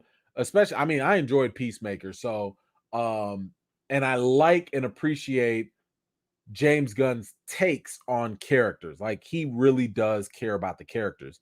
And that's the thing. If you care about the character, everything else should follow. And Peter Safran, I believe he's been attached to a lot of the more successful movies with DC. I believe some of that includes Aquaman. What else was he attached to? Suicide Squad and Shazam. So he's gonna deal with the movie stuff, the production side, and James Gunn is gonna be more so in charge of the creative side of things. So we'll see where it goes. So far, I think we do have one good sign of where this is going, and that actually leads us right into our next topic. And listen, I don't know if you've seen Black Adam or not, but that 2 weeks is up. It's done. Hopefully you've seen the post-credit scene. And if you haven't, I'm sorry. But the word is out. Guess who's back? That's right. The man in the red cape is back. It is official. And this is all coming from Henry Cavill himself. He has gone on his own Instagram last week where he talked about like, I'm back. Get out my face. I'm about to be soups up in this. Okay, so Superman is back. A lot of this, if you recall, was thanks to The Rock, because The Rock was talking to the previous management at WB, and he was like, we got to get Henry Cavill back. What are we doing? And they was like, nah. And then The Rock was like, oh, okay. And went to the other executives and was like, can we get Henry Cavill back? And they was like, yeah, do it. So they got them back. And of course, those old execs got fired. So, oh well. So now that Henry Cavill is back in it, you might be asking yourself, like, oh, okay, well, I mean, like, what's up with The Witcher then? Like, he was in The Witcher, and you're right. My man was in The Witcher. He was like on season 2, I think, starting season 3. I think he just finished season 3. Now, let me tell you something. I don't know about y'all, but this is very Westworld-ish, very Andor-ish. Season 1, it was okay. I didn't really care for the storytelling, like the way they told the story, but it was okay. Season 2, I watched the first episode and fell asleep. I ain't heard nobody talk about season 2 of The Witcher at all. I haven't seen no articles. I haven't seen nothing trend. I haven't seen nobody talk about The Witcher season 2. That right there, red flag. Sorry, not looking good. So season 3, I don't even know if I'm all that interested to watch it, because that means I got to go back and watch season 2. The animated movie was okay. I did like that animated movie. That was okay.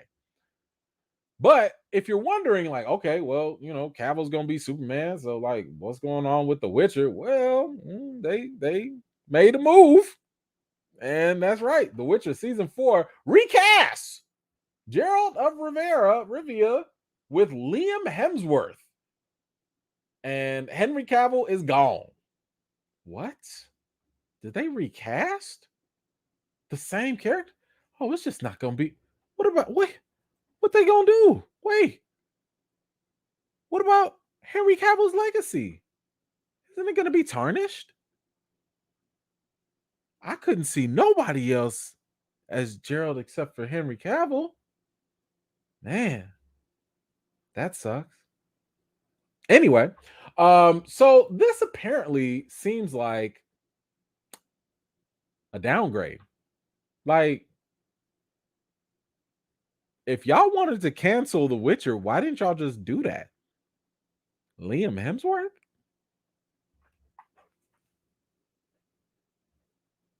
Why?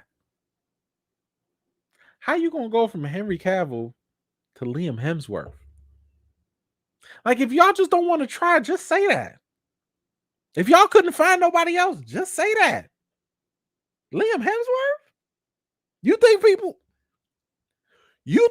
that, let me tell you something. People tuned into Witcher for Henry Cavill. That was the first thing. If we couldn't get Henry as Superman, at least we had him as Gerald. At least we could watch him in that.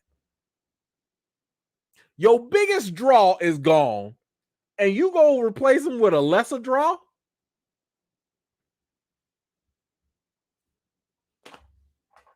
Why? You get Thor's little brother? You know what? They would have been better off casting Chris Hemsworth. If they, I swear to you, I mean, I know he can't because he's Thor. I'm just saying, you got the wrong Hemsworth. You got the wrong brother. If you would have went and got Lee, Chris, at least people would have tuned in for that. And I'm not even saying he would crush the role or nothing. I'm just saying, at least we know who he is. Who is Liam Hemsworth? Who's checking for him? I never heard nobody say, you want to go see that Liam Hemsworth movie? I never heard nobody say, I'm watching that Liam Hemsworth show. Never. This must be the series finale. That's it. This, whoo, my goodness. People gonna be tuning in like, oh man, where's Henry Cavill in The Witcher? And Netflix gonna be like, here you go. Yeah, this is we got The Witcher at home. They go to Witcher at home. That's it, right there. Great value Witcher. Yup. Okay, bro. Please, I'm sorry. This ain't it. This ain't it. Like, I don't know why they don't want me to watch the show. I don't understand it. I was already kind of on the fence with season 2, and now I feel like y'all are saying, just leave this alone. Let it fade off into the darkness. Because I cannot imagine them doing anything with this to elevate the show beyond what he gonna save y'all show. Leah, hold on, let me put this man. He gonna save y'all show. Y'all had Superman, and you gonna bring in Thor's little brother. He gonna save y'all show. All right, good. Hey, look, good luck. Good luck. Woo! Wouldn't be me. Yeah, that's a choice. That's a choice. All right, y'all. Y'all let me know, how do you feel about DC making those moves with James Gunn? How do you feel about the fact that Soups is back? And yeah, how do you feel about the upgrade of Liam Neeson? That actually would be an upgrade of Liam Hemsworth being recast as Geralt in The Witcher. And I really want to know how badly y'all think Henry Cavill's legacy is tarnished with this recast. I'm very curious. But anyway, thank you for that. Let's jump into some comments real quick. Boss, thank you so much. I just can't with your stank face on Witcher today. Listen, it's just not good. It's not good. And here's the thing. I was so excited for Witcher because I never played the video games, but I always heard how dope they were. So I was always like, oh man, okay, I haven't played the games. I see it. It looks cool with the fantasy and everything. So I wanted to watch the show, and I gave it, I watched the first season. I was like, okay, we're getting there. Then the second season, I was like, dang, like, man, y'all can't nothing. And then you give me Thor, a little brother. Like, nah, sorry, can't. Nope, sorry. Liam is the Wish version of Chris. Well, what's that other Jonas brother that don't nobody talk about? That one. That one. I don't know. I don't even know his name. Damn, I don't know his name. Y'all know it, I'm sure. I don't know which one it is. But y'all know, the sad thing is y'all know who I'm talking about. The fact that you know which Jonas brother I'm talking about is exactly what I'm talking. Y'all wouldn't even, if I had just put this man's face up just like this, would y'all have known who he was? Like, I mean, seriously, don't listen. Do you think the average person would have known who he was? I think most people know who Superman is. You think anybody would have been like, oh, Liam? Okay, let me get off. I don't want to tear this brother down. I don't know. He's probably a really good actor. Probably good guy too. Probably. I'm just saying, like, bro, you ain't giving me nothing professionally that has drawn my interest. That's all. It's nothing personal. It's nothing personal. Could turn it around. Maybe. We'll see. Give Chris brother a chance, man. No. You can give him a chance and let me know if it's worth it. How about that? You do this. You do that and come on back to me and let me know, because I ain't got the time. Listen, at some point, people have to value their time. Okay? We only on this earth for so long. I can't sit here watching these movies and these shows and they just wasted my life. Like, no, I'm not doing that. I can't. So yeah, y'all can deal with the Wish version of Chris Hemsworth if you want to. Y'all can do that. I'll wait for y'all comments. I don't know. All right, let's see. We got to move on. Okay, let's move. We got a quick update for Ant-Man 3. I don't know if y'all ever watched The Good Place. I have. I think it is funny. It is good. I think it's on Netflix right now. But if you've watched The Good Place, then you already know who this man is. William Jackson Harper has been cast in Ant-Man and the Wasp: Quantumania. But here's the thing. Don't nobody know who he's going to be. No one knows. He is cast in a mystery role in this film. And again, we just do not know. So, of course, there is a lot of speculation of who he could be. And I think there are two good guesses so far. One, maybe he's Reed Richards. Maybe. I think it is incredibly unlikely that he's Reed Richards, but it is possible, right? Let's not forget, if Kang the Conqueror is a descendant of Reed or Dr. Doom, one of the two, but let's go with Reed. if he is a descendant of Reed, it's gonna take a long time for that man to get black. Just saying, a couple generations. So he could be Reed Richards, but he could also be Iron Lad, right? And for those of you that are familiar, Iron Lad is a version of Kang the Conqueror. Ironically, that Kang the Conqueror tried to go back in time and manipulate. However, when this version meets Kang and he's like, "Oh, you a bad guy, you a villain. I don't like that." He goes and turns into basically a superhero, and he goes back in time and I started the West Coast Avengers or Midwest. I forget which one, but he goes back in time. There's a whole thing. So this could be Iron Lad. This could be another version of Kang. We don't know. Or here's another thing. It could be nothing. It could just be a random side character, which I think would be a waste of his talent. Marvel has done this before where they would hire someone last minute. I'm not going to say which movie. And their character is kind of built up to be more than what they are. But then when you see them in the movie, it's kind of like, that's it. You only had 3 lines. Okay, whatever. So I don't know. But he could totally be the Nathaniel Richards from the future or whatever, and just be another variant of Kang. We'll have to wait and see. But y'all let me know what you think in the comments below about this new mystery casting and who it is and what he's going to do. I don't know. But y'all let me know what you think. Hold on. I got a comment. Let me scroll and grab this. Boss, what you got?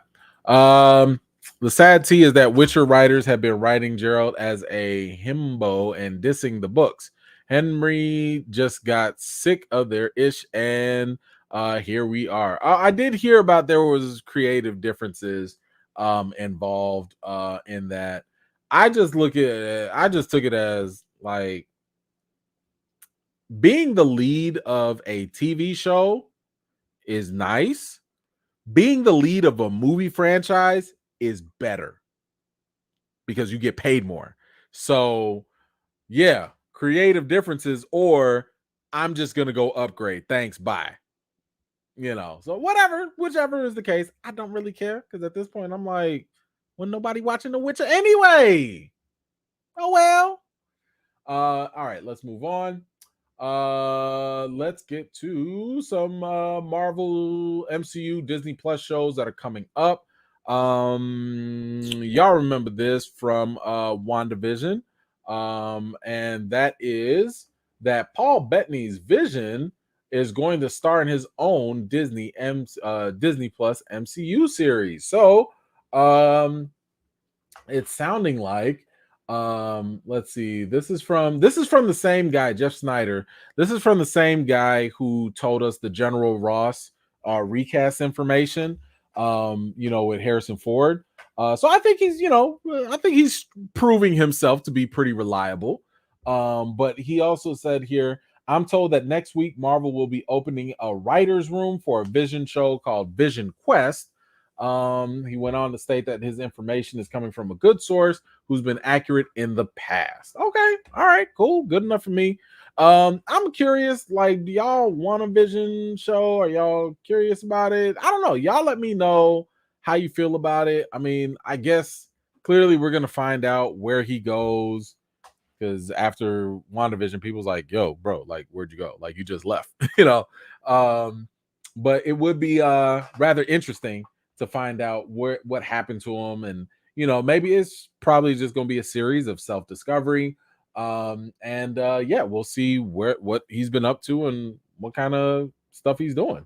But y'all let me know, are you interested in a Vision series or not? Let me know in the comments. But that's not all we got. We also have another one. We've confirmed now. Marvel's Wonder Man has cast Yahya Abdul-Mateen II to lead the Disney Plus series. That's right. He is going to be your new Wonder Man, and now it is official. Well, I think I said this last time it was rumored. I'm not a fan of Yaya being cast as in this role. Um, I'm here for him regardless because I think he is very talented as an actor. I think he just, he needs better roles, but like in a couple of the roles, like I seen him in Trial of the Chicago 7, and that's on Netflix. Um I thought he was fantastic in that role. Like he really got into character. He really he was probably like one of the best performances in there. But when I saw that, I was like, "Oh, this brother can act if he's put in the right situation." Um and by the way, this I think this kind of flies in people's faces that were like, "Oh, but he's doing DC. He can't do Marvel." Because I said from the jump, he was my number one pick to be a T'Challa if they do a variant or something in the future. So I've always wanted him to be there because he's not a big enough name, but he's got the talent to make you like him over time. So yeah, I'm a little disappointed that he in my opinion, I think he kind of settled a little bit because the Wonder Man character, like I don't see him having a lead movie anytime soon. He's a very very, I don't even say B-list, C-list type of character, like he's cool. Don't get me wrong, like Wonder Man is, like strong as hell. Like he's a very very powerful character, um and he does have a relationship with Wanda, as well, Scarlet Witch. But I'm just still kind of like, I kind of wish he had kind of held out maybe for an actual lead Marvel role. Brother Voodoo, um Blue Marvel, like just something else. But anyway, it is what it is. And that is his he made his choice, and that's fine. Maybe they'll do it like Rhodey. Rhodey started off supporting character, Disney Plus series, but then turned into a movie. I don't know, we'll see. But y'all let me know, how you feeling about Vision, how you feeling about Wonder Man getting Yahya Abdul Mateen a second. Let me know in the comments down below. Let me grab these comments. Kano, Liam isn't a bad actor, just severely overshadowed by his big brother. Is he though? Is he? What's your favorite Liam movie?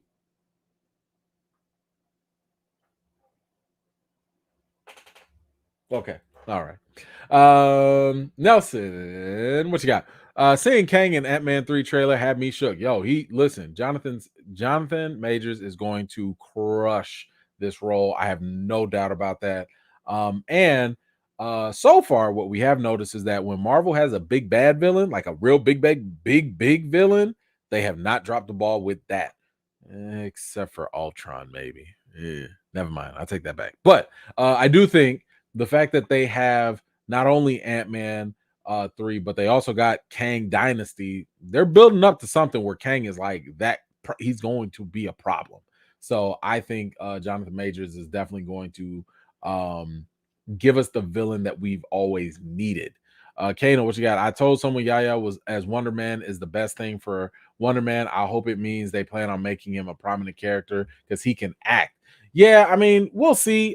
I don't envision that. I hope for it because I love for him to succeed. I want people to see his ability to act. And sometimes I don't think you're going to get that good acting from a TV series. Like it takes a little bit more. I can't explain it right now. Maybe if I can come up with some better examples. Not to say that you can't be a good actor in TV, but I do think that a movie would be a better place to showcase his abilities. If especially if you tie it to good storytelling. But we'll see. And yes, for Wonder Man, the character, sure, I guess like I'm gonna definitely notice Wonder Man more now. Like there's more attention on him, but I mean if they had put like some other random actor in there, it'd have been like, okay, Wonder Man, y'all. I mean, I feel like it would have been no different than I don't want to say She-Hulk, but maybe like Echo. Like, are you really excited for Echo? I haven't heard nobody really excited for it. I'm not saying it's gonna be bad, but like it's like okay, it's another supporting side character. And but anyway. Thank you for that. Oh yeah, Yaya could have been great as Bishop too. Um Baker, what you got? Wouldn't mind a vision update. Dude got ghost quick. Yes, he did. He was up and out of there. But thank you so much for that. Let's see. Derek, what if Kane goes back in time and get Thanos? He could. Listen, time travel, anything is possible. He could. Very possible. All right, let's move on. I think this was some news that y'all probably needed to hear as well. Y'all know a lot of times we've talked about it. A lot of people have talked about it that phase 4 has been kind of mid. Phase 4 has been very average. Phase 4 has been a little lackluster in terms of what it could be or what people are expecting. Um, Now, I've kind of given my analogy as to why phase 4 has been this way. Because we are experiencing something unprecedented. We are going through something that we've never really had to go through when it comes to movies and characters and stuff like that. And the same way phase 1 started off, phase 2 is kind of sort of doing the same thing. And Kevin Feige kind of alludes to that. So he gives his explanation for the goal of phase 4. And he says that the reason this anchors phase 4, he's talking about Wakanda Forever being the last movie. He says the reason this anchors phase 4 in the Guardians of the Galaxy holiday special coming out soon is because the phases are all about introductions. Oh, okay. So phase 4 has been think of all the characters we've met here, and now finally in the finale of phase 4, looking at it by phases, we meet an entire new kingdom, an entire character who is the very foundation of what we do at Marvel. Okay. So basically, at the end of the day, phase 4 was all about introducing new characters, and that's pretty much it. Um, it is, Black Widow, here's Yelena, and Val. Um, Falcon and the Winter Soldier, here's your new Captain America. Ms. Marvel, here's your new Ms. Marvel. She-Hulk, here's your new Hulk. Shang-Chi, here's your new Shang-Chi. You know what I'm saying? Like everything has been introductions. Now, I still have my theory as to why we're getting these introductions and how that could tie into Secret Wars. But I got to work on that and work some kinks out later. But yeah, so introductions, which means a lot of story is not going to happen. A lot of things that I think a lot of people are used to because we were in phase 2 and phase 3 is not going to happen in phase 4. Now, phase 5, all right, we got our introductions. Pick it up. Pick it up. Pick it up. Tell us where we're going. Tell us why Kang is a problem. Tell us what the bigger issue is. Get to the point. Give us something to be excited about. Because right now, I don't think we have anything to be excited for. Yeah. Yeah. The end of phase 4. Yeah, I'll leave it at that. So y'all let me know. Oh yeah, we did get Taskmaster too. Yeah, good one. Yeah. Mm. Uh, but y'all let me know, how do you feel about the fact that now we know phase 4 was all about introductions? Does that kind of change your expectations a little bit? Do you feel a little hopeful that now Marvel can kick it in the second gear and to get back to telling the story and telling the bigger thing? Because like, yo, them introductions was rough. I ain't gonna lie, them they was rough. Like I'm looking, but if you think about it, going back to phase 1, outside of maybe Iron Man, a lot of the other ones were kind of rough too. You know, I am not a fan of the first Thor movie. Like, I thought it was kind of boring. And I really wish they had stayed more in Asgard, but they didn't. The first Avenger, Captain America, it was okay. It was all right. It was nothing I need to go rewatch. It was fine. Iron Man was dope. Like, Iron Man is a classic. That was fantastic. The first Hulk movie, I'm talking about the '08 one. Best Hulk we've ever seen. Movie's a little corny though. It's a little corny if you go rewatch it. It's corny. But, you know, yeah, that's it. I don't know. So anyway, we got to do this again with the introductions. So y'all let me know, how do you feel? Does it change your expectations a little bit? Let me know. All right, here we go. We have some Black Panther Wakanda Forever updates that have been coming in. I am going to go through some of these things lightly. Of course, I'm not going to cover anything spoilerish for those that actually do want to watch the movie. But I do think that some of the information I'm going to share, I think, should be taken into consideration at the very least. So here's one thing. We have talked about how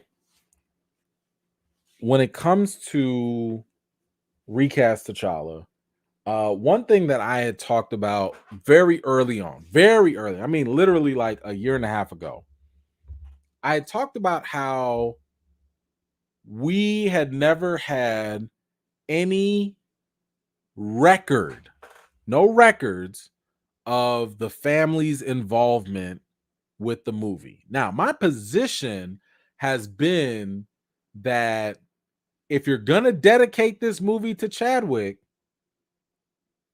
you know, the least you could do is have the family involved. A lot of people assumed that the family was involved. They assumed that.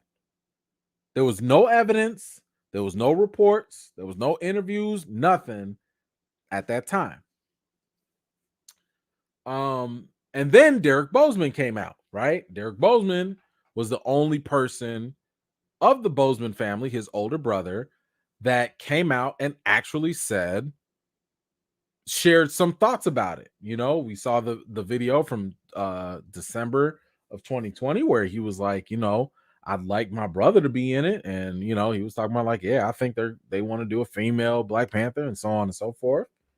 And then later, we also saw Derek Bozeman come out on the TMZ interview where he says that, like, yeah, based off of the conversations I had with my brother, I felt as though he would have wanted the role to be recast. That's all we had. With that, like, that's all we had. Nobody else on his other brother didn't comment. His mama, daddy, his wife, nobody else had commented up until that point. Now, as I told you, when I went to the premiere, I bumped into his family. So I bumped into Derek Bozeman. We talked a little bit. It was really cool. And you know, we talked about some things. And you know, I was just surprised that they were there because I was like, y'all came to this? Okay. All right. Um, with that said, I was like, okay, if the family can be here, then I'm gonna take that as a positive sign. I'll take that as a positive sign that they're here. And one thing that I noticed at the end of the film, so I'm talking about in the credits, they actually gave a special thanks to Chadwick's wife, right? Simone. So I was like, oh, that's interesting. Like, there was never any talk about, you know, talking to the wife or anything like that, but they do give a special thanks to her, right? Now, the only reason I'm bringing this up is because later on, Ryan Coogler has come out and revealed more information. And that information is that the Bozeman family advised him on Wakanda Forever. Okay. So Coogler goes on to say Chadwick had people who were in his life creatively as well as family, and we were in close contact with those people, very close, specifically with his wife Simone and his creative partner Logan Coles. We were staying tapped in with them as much as we could, and it gave us the space to create. But obviously, we were seeking out their opinion all the time. We're looking forward to sharing it with everybody. Okay. So I am this is what I was kind of talking about. Um I said that I've always been of the mindset that when information comes out, I will reevaluate wherever my position is. Now, let me be very clear. Actually, if you go on the FAQs of the petition, I talk about this even back then. Even if his wife, his family, whatever, even if they were against recasting and even if they were against whatever, I still hold my position true. I still stay true to what I believe that T'Challa's portrayal should continue. I respectfully disagree, right? I'm not saying what they said or not. I'm just saying if they were like, let's kill T'Challa, I'd be like, I still disagree. I respect you in your moment of mourning and grieving. I respect that. All love to you, but I can respectfully disagree. But what I do like here, I am happy that at the very least they were in consultation the whole time throughout this creative process. As we are going to learn as things come out, um this is the kind of information that's going to be coming out the closer we get to the movie and after the movie. Now, what they advised on, how they advised, I don't know. I think that once you see the movie, you can probably infer on some of it. Um, but I do know that, like, Chad was obviously close with his wife.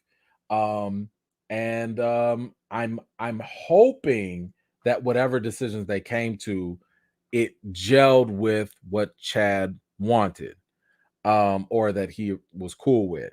Um, so I'll leave that.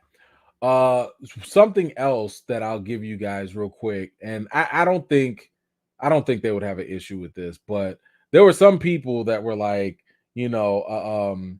looking at my reaction video from um Derek Bozeman, and they were like, "Oh man, he was looking like he was in tears, and he was looking like he was like grieving and stuff like that." And here's the thing: he was not. I mean, when I was talking to him, he was in a good place. Now I don't know if that question sparked something, maybe, but after that point, he still was in good spirits from what I could observe. Um, And I was able to talk to him after the film.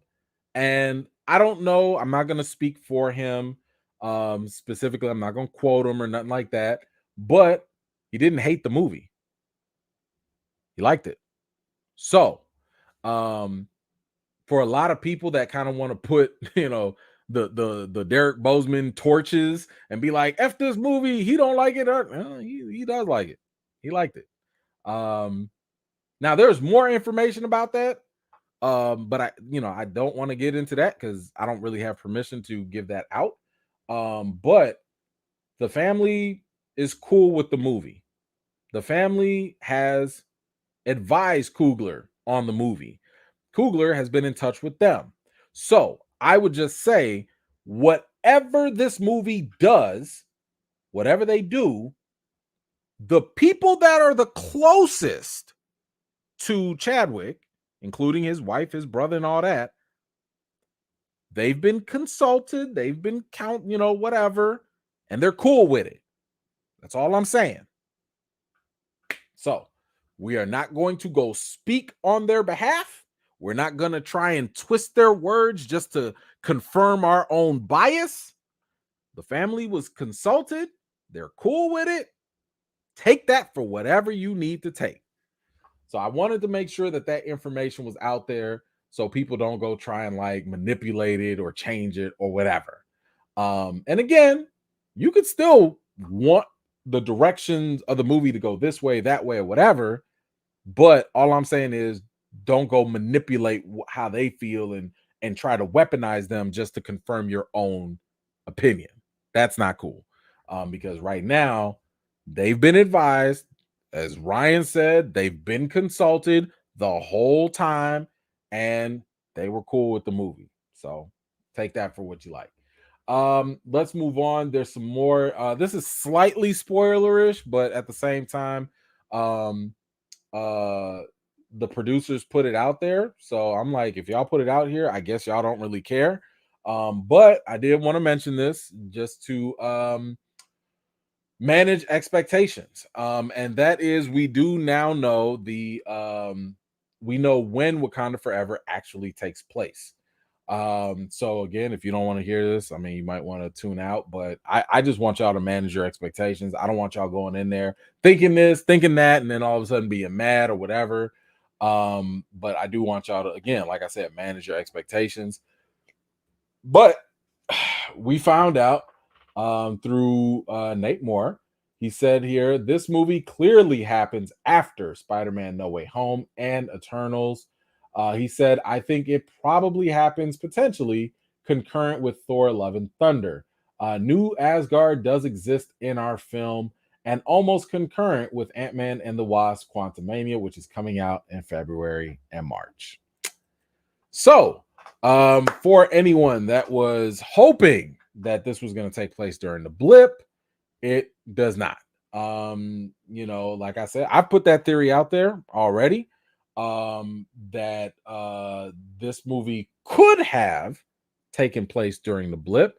I will say that I am actually disappointed that they didn't even consider it, at least from what I heard in their other interviews. Now, again, I totally understand that they're going to do what they want to do. They're going to take whatever creative decision they want to take. I totally get that.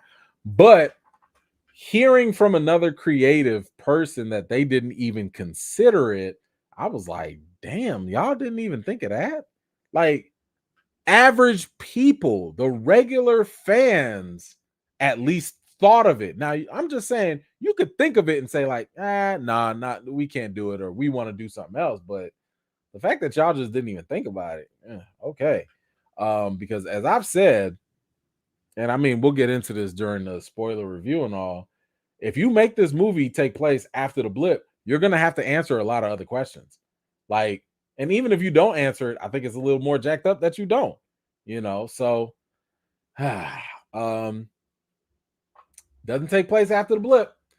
Or it does take place after the blip, excuse me. Now I'm gonna share another story as to why it takes place after the blip, but we'll get to that in a minute. So just kind of remember that. Just kind of remember that for now. What other update do y'all need? Post-credit scene. So I don't know, a lot of y'all have been probably hearing rumors, and this is again why you got to be careful with rumors. But a lot of people were thinking, like, oh man, here comes Doctor Doom, or here comes the X-Men, or I don't know, whatever y'all was thinking. But your boy Nate Moore, right back at it. Wakanda Forever producer confirms film will not feature end credit scenes. It will not. So now this is a little misleading. It does have a post-credit scene, or a post-title scene, whatever you want to call it. There is one mid-credit scene after the film. But I think what he's referring to is there's nothing all the way at the end of the credit. So once you see the mid-credit scene, that's it. Like, you can leave. You ain't got to stay. So, yeah, that's it. Now, I thought that maybe that could be a way to kind of send us off, because showing two post-credit scenes, I think, would disrupt the flow the emotional flow of the film. It's kind of like, all right, y'all, let's show you this movie about grief and mourning and getting through it.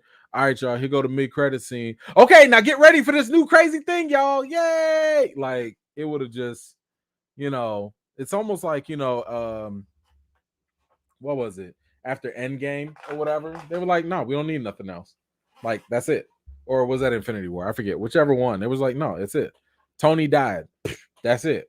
Like, we're not about to sit here and hype y'all up because it's going to ruin the feeling that we just had you going through before. So I don't think they're going to add a uh post-credit scene. And yeah, you know, I just want to I want y'all to get y'all hopes up. That's all. Um so here's the other thing. And this comes from Nate Moore. Not Nate Moore. Ryan Coogler. Ryan Coogler has been going doing his interview runs. I unfortunately did not get a chance to talk to him. But he has been revealing a lot of stuff lately.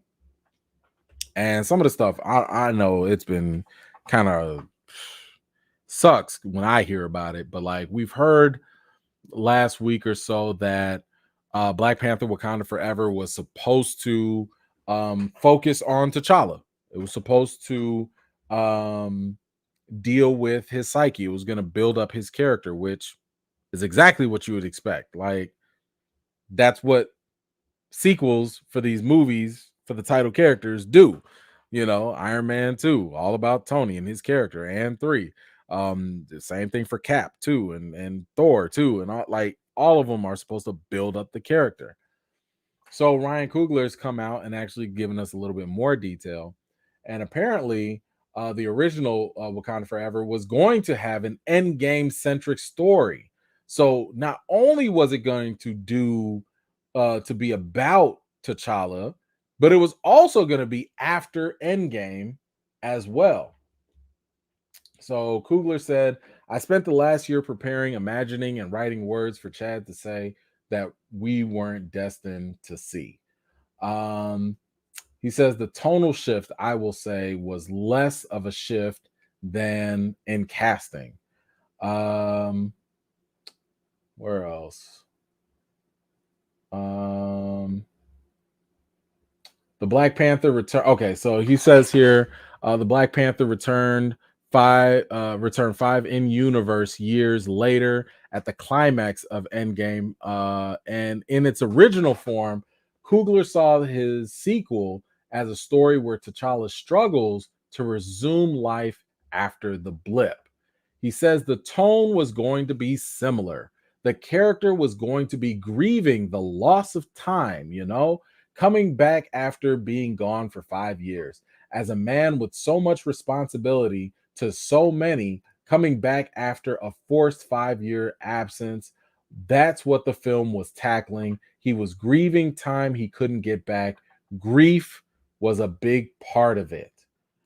He goes on to say that Namor was always going to be the antagonist. There were other characters for sure that we considered including. Namor was always there.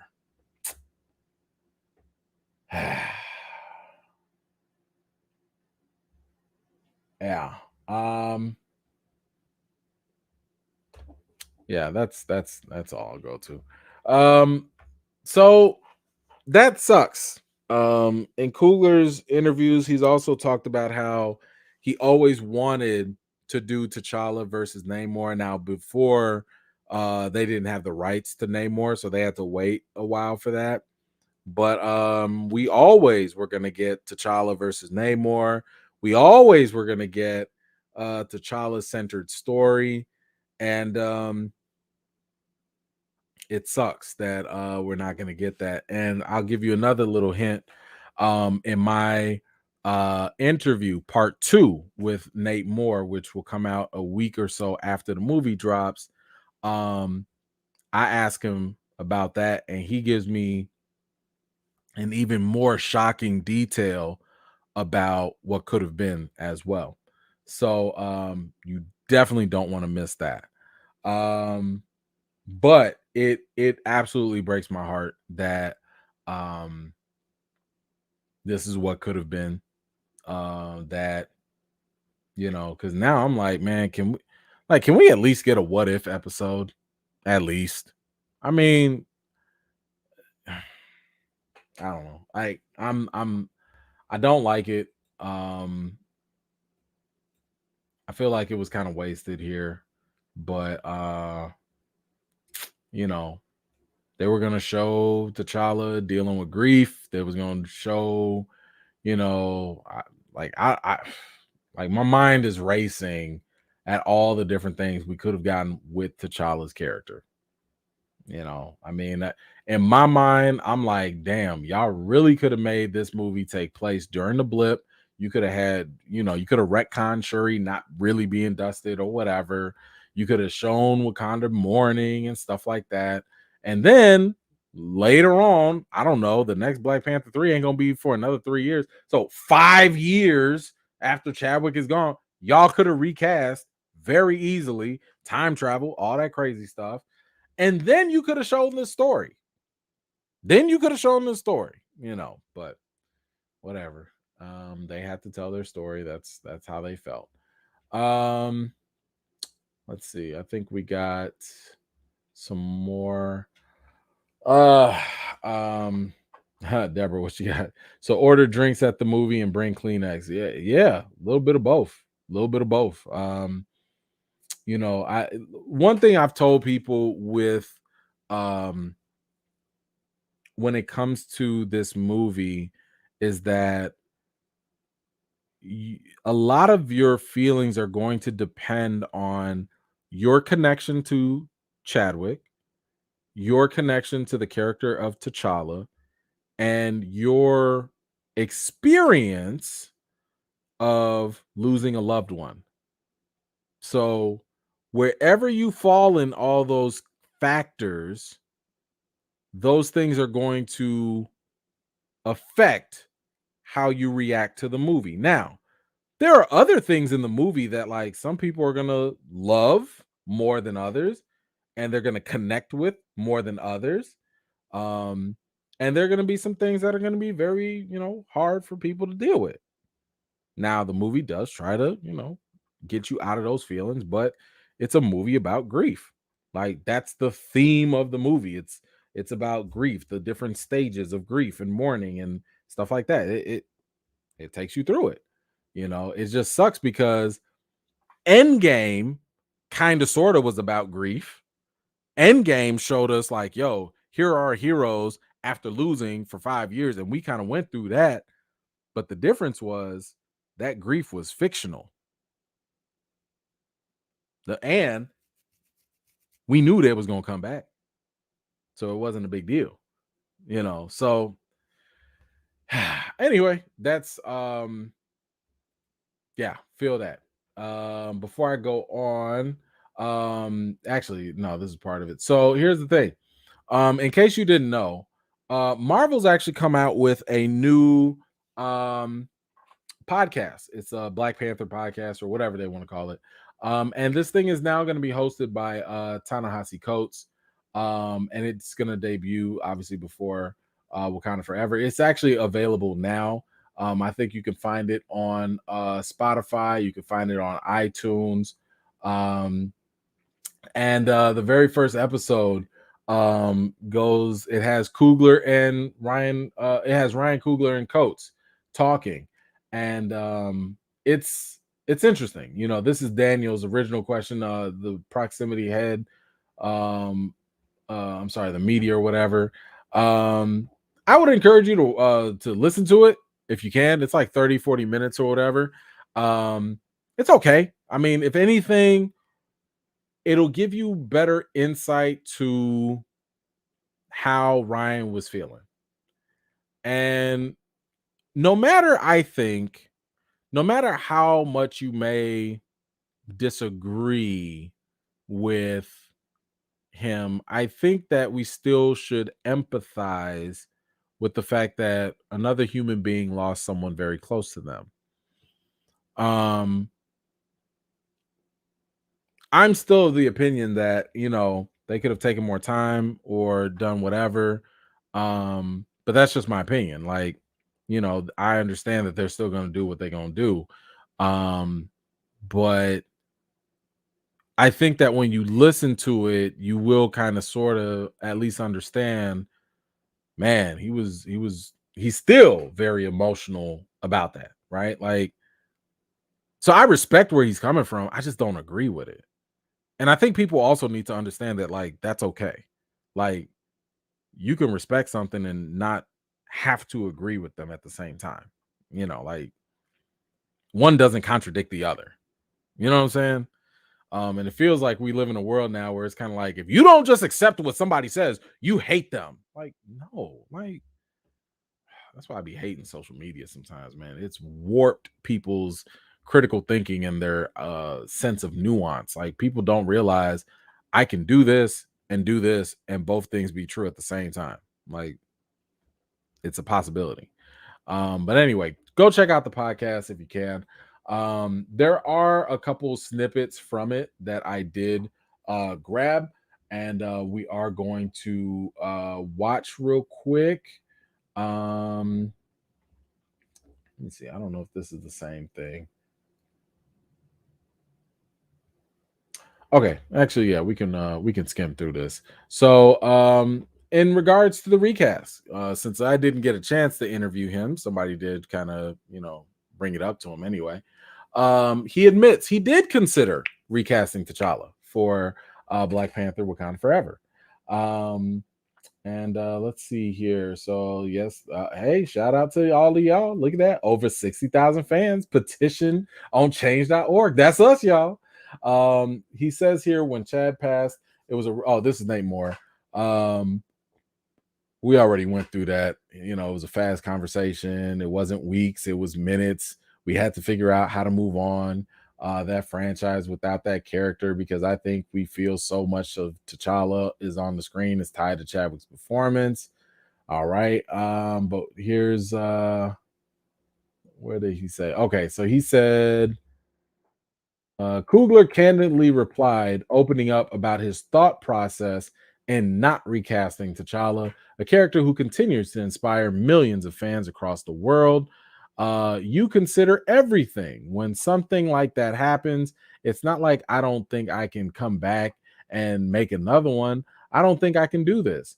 I don't think there should be another one. You go through all of the extremes, the director said.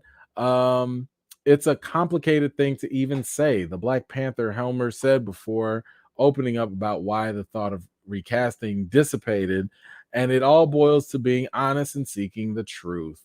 Let's see. He says, I have to believe in something enough to go convince other professionals to believe in it as well for an extended period of time.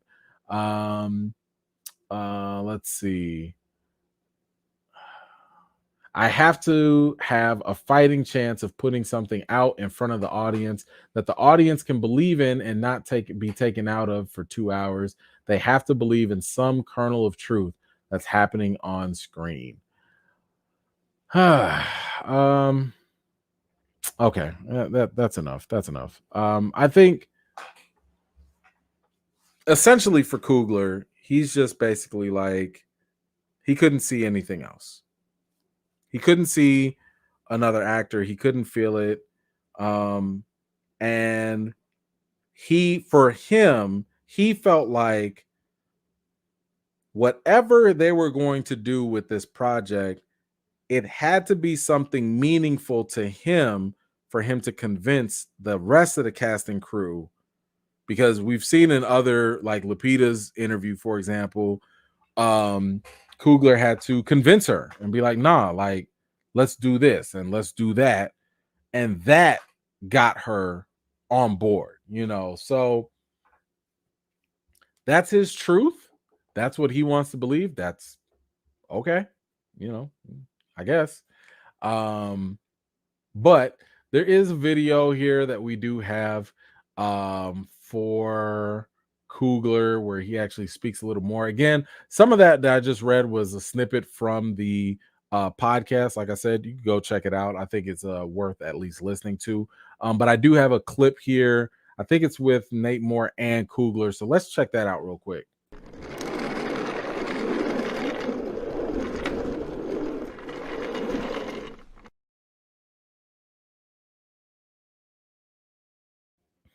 All right.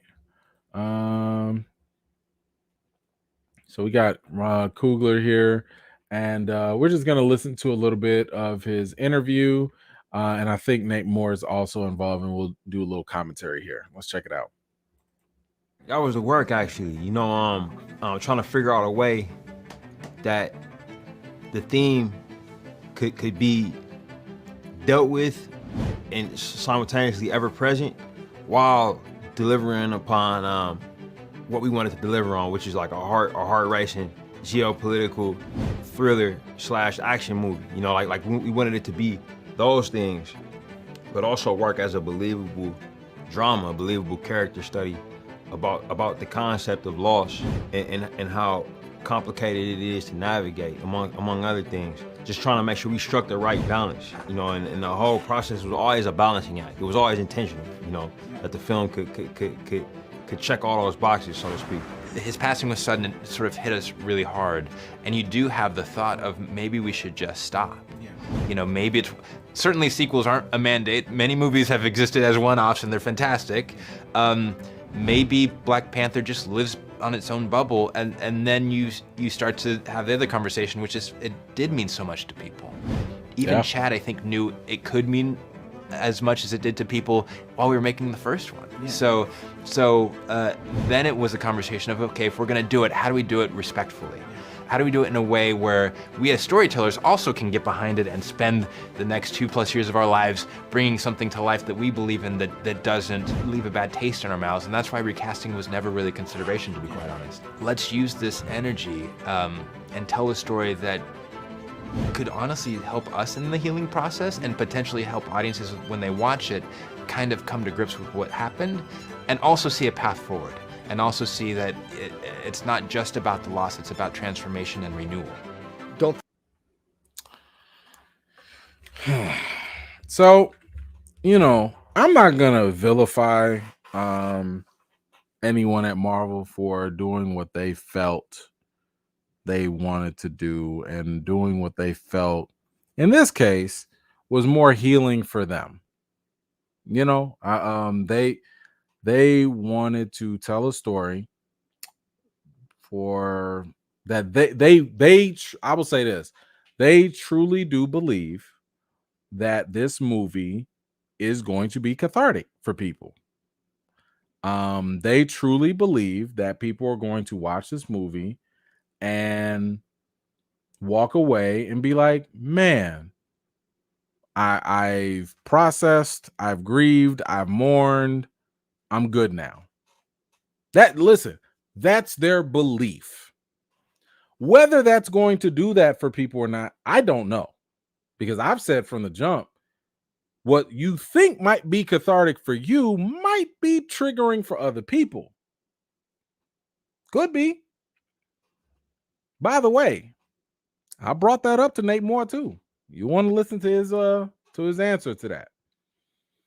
But I've said it from the jump. They're all human. Nope. Nobody in Marvel is perfect. Nobody. No one in Marvel walks around like they ish don't stink.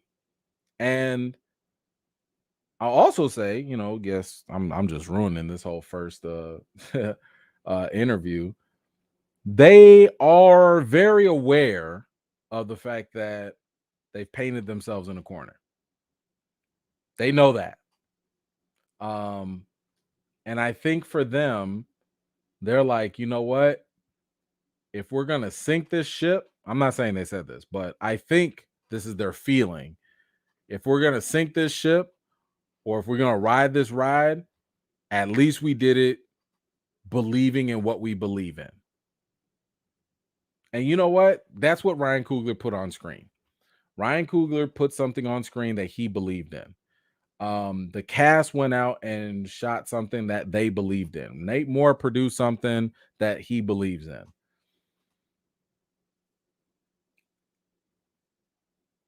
anytime you deal with emotional stuff, it's always going to be a mixed bag for people because everyone's going to connect with it in different ways. So I'm not gonna bash Ryan Coogler for feeling how he felt. I am still going to disagree with the direction taken with Chadwick's T'Challa. I would listen. I can disagree without disrespecting the man. Like, I respect the work that he did. I've said the movie's good. Let me say that for the people in the back.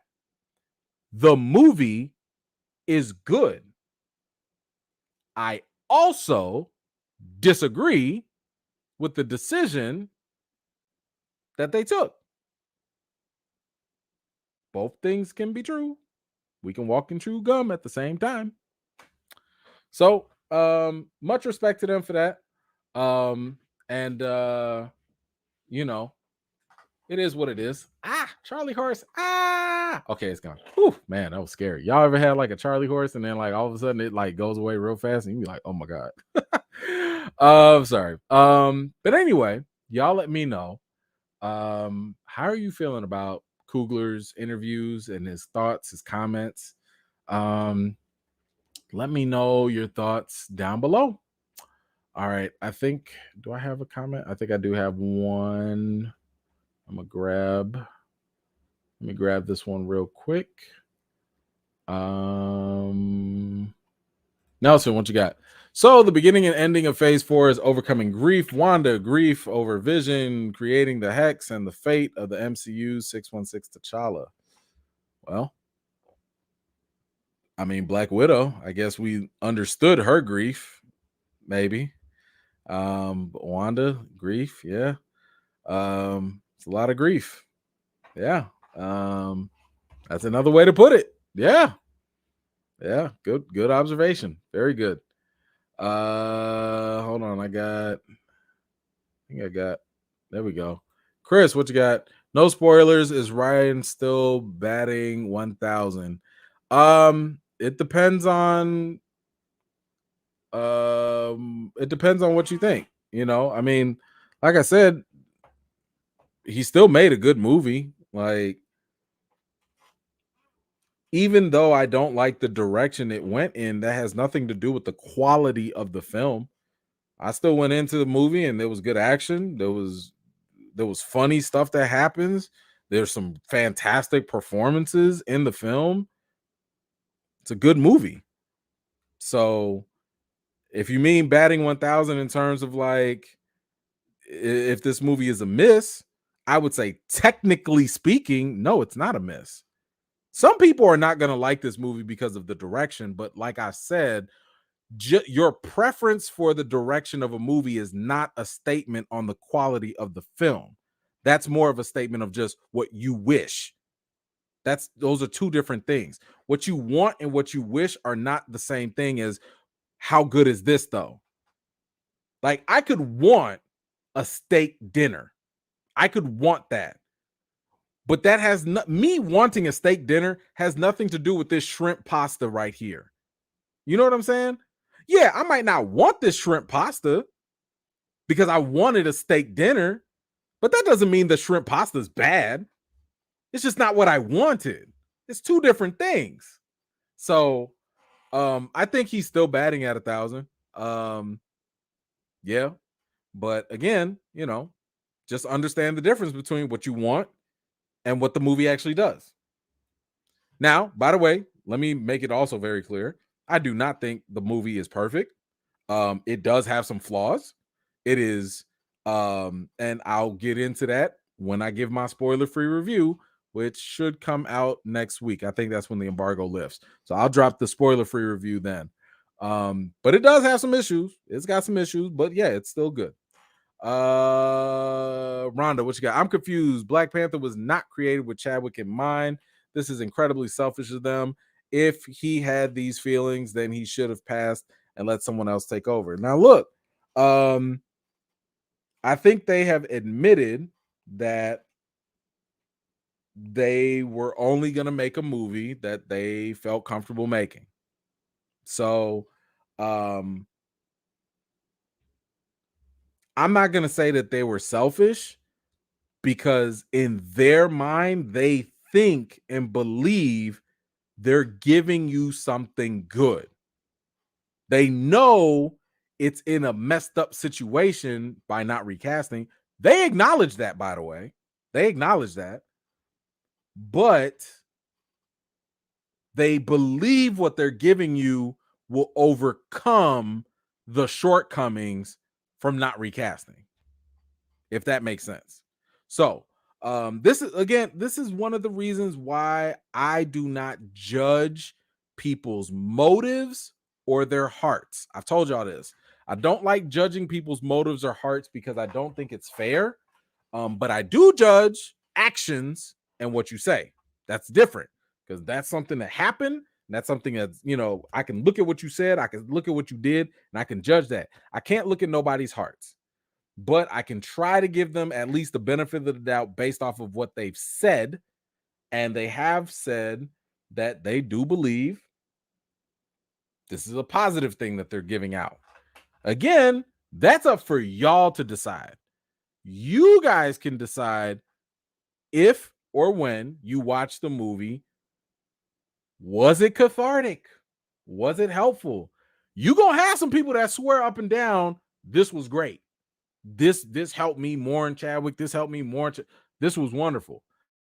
There are gonna be people that really believe that. There are gonna be people that be like, man, forget this. But I would just say, make up your own mind when or if you see the movie. That's all. Thank you, Rhonda. Rhonda, we gonna be seeing the movie together. So you gonna listen right after the show. You gonna see me after the show. You come talk to me and let me know. Did they do it? Did they not? I don't know. And, it's gonna be up to you. I don't know. We'll talk. I know it's gonna be a lot of talking at that at the watch party. Nelson, what you got? Behind you, did Marvel gift you with those items? Thank you for noticing. So, yes, I did get this. By the way, the wife got me this. So that's not that. Marvel did give these out. They were little party favors or whatever. So I got the Queen Ramonda. So shout out to them for that. They gave like gift bags of like other stuff. It was like little knickknack stuff, little kids book here, a little hat there. I mean, these are things I just gave to my kids. Like, I have 3 girls. I think they gave like a makeup bag.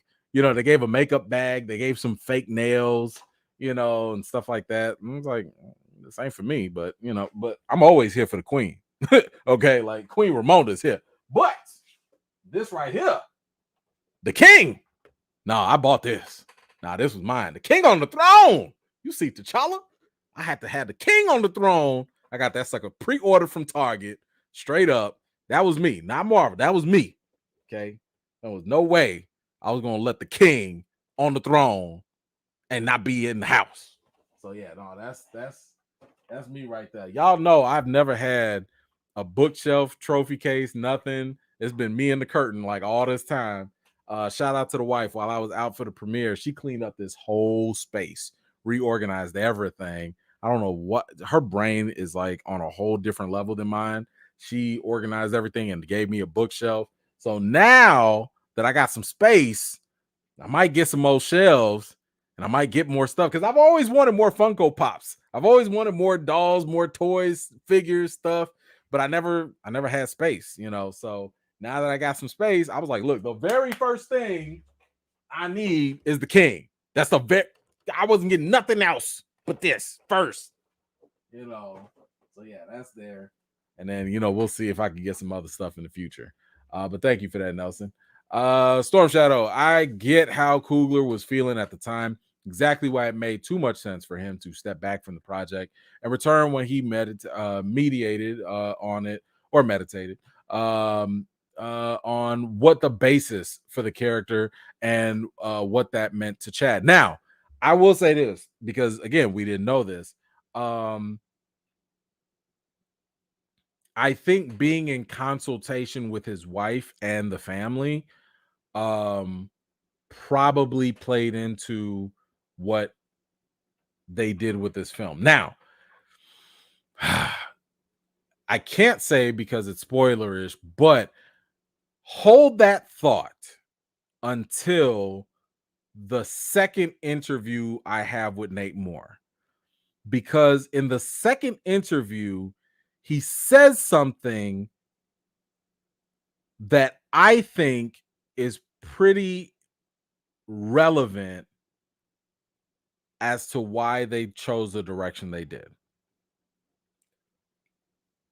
And I'm not saying it's going to change anyone's minds. I'm just saying wait for that information before you come to any conclusions. I'm not saying change what you're thinking. I'm saying before you make a conclusion, wait for this information. Because like I said, when we get more information, we should be open to at least receiving it. So I would just say put a feather in that. Hold on. I'm sorry to tease it, but it's very spoilery, so I can't talk about it. But the information that he gave me definitely made me. I still disagree. Don't get it twisted now. I still disagree, but it made me rethink some things. I'll put it that way. Okay. Thank you for that, Storm Shadow. Appreciate you. Derek, what's going on? I'll wait for it on Disney. Most of my heroes don't appear on no stamp. E-Man, what's that behind you? Is that Gallagher? No, that's all the just the queen and the king up there. But thank you for that. And listen, I understand. If you want to wait for it on Disney Plus, that's fine.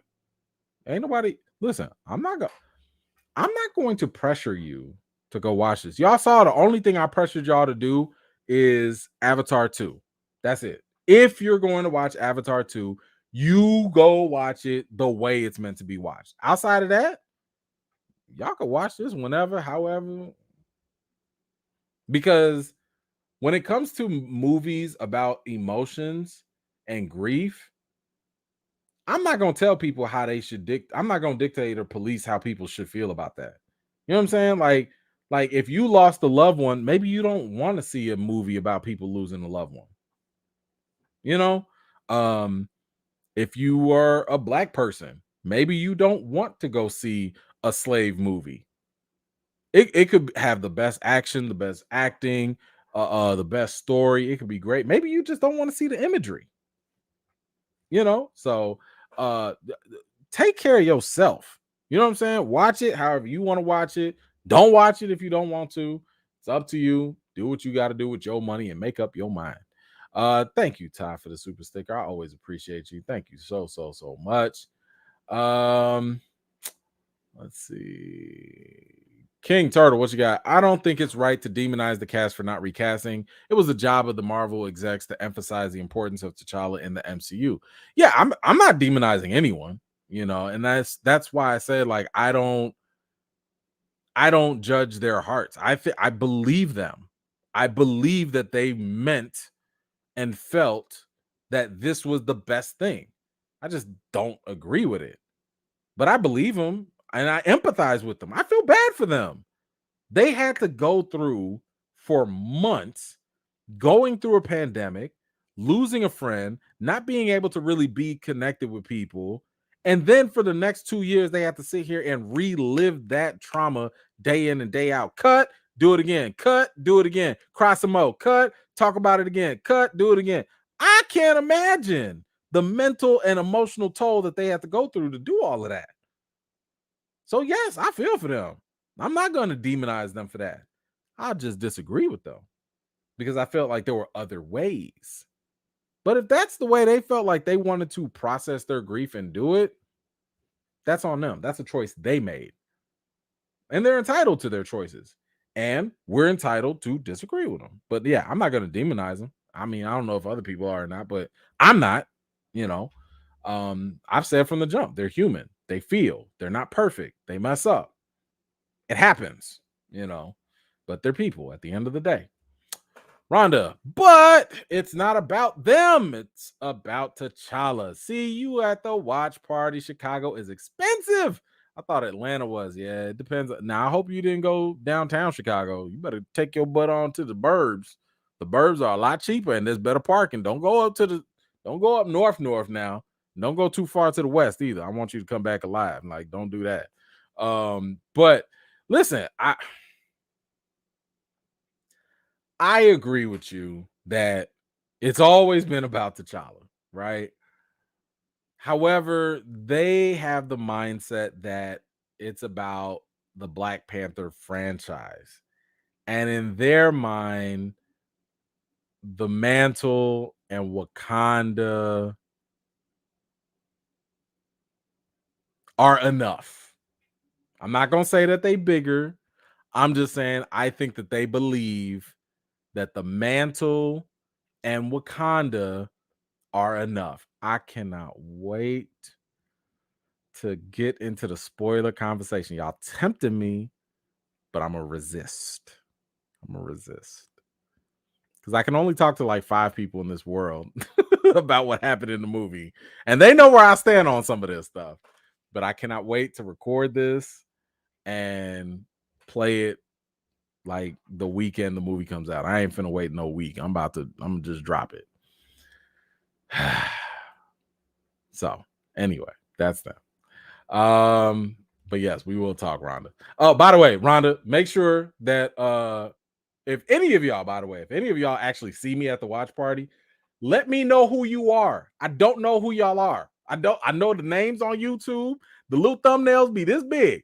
I don't know who y'all are because some of y'all gonna start coming talk. Hey man, what's going on? Remember that time? I don't know who you are. Like, tell me who you are. I don't care. Hi, I'm Rhonda. Hi, I'm XYZ. I'm Johnny. Like, let me know. So I'm not sitting here looking at you like, okay. But nah, for real though. Let me know. Just introduce yourself. That's all. That's all. Because sometimes I'm not going. If I can't even get y'all names right, I ain't finna know who y'all are in person. I'm just going, hey now, And don't hit me with the Tupac cousin. Don't hit me with that either. I don't know you like that. Introduce yourself, and then if you got to, use your YouTube name. Because if you coming in here like, I don't know, Last of My Kin or Winter Soldier, what I don't know who you are. Hey, I'm Johnny. No, tell me who you are. Oh, Johnny Winter Soldier. Oh, Tommy. The Last of My Kin. Okay, now I know who you are. All right, help me. Storm Shadow. See, Storm Shadow. If you were to come, you better let me know who you are. Like, hey, bro, I'm Storm Shadow. YouTube. Bet. Gotcha. All right. Marvle needs to put their money where their mouth is and donate 50 to 70% of all merch to cancer research and childhood cancer centers in Chad's name. Wouldn't be a bad move. I don't know what they doing with their money. I don't know what they doing or not, but I know what I'm doing, and I can tell you that. This Wakanda Forever challenge. Yes, thank you for that segue right there. Look, y'all, we at $3,100. Ooh, we are so close to meeting our goal. We only got a goal of 5,000, y'all. Come on now. It's only 5,000. I've already put like $300 some into this thing. So help me get there. If you come into the watch party, by the way, I'm gonna push this too. This is part of the watch party. This is the main reason I'm throwing the watch party. There wasn't even going to be a watch party until this came up. And I was like, you know what? The least I can do is take this situation and turn it into an even bigger positive by making this challenge.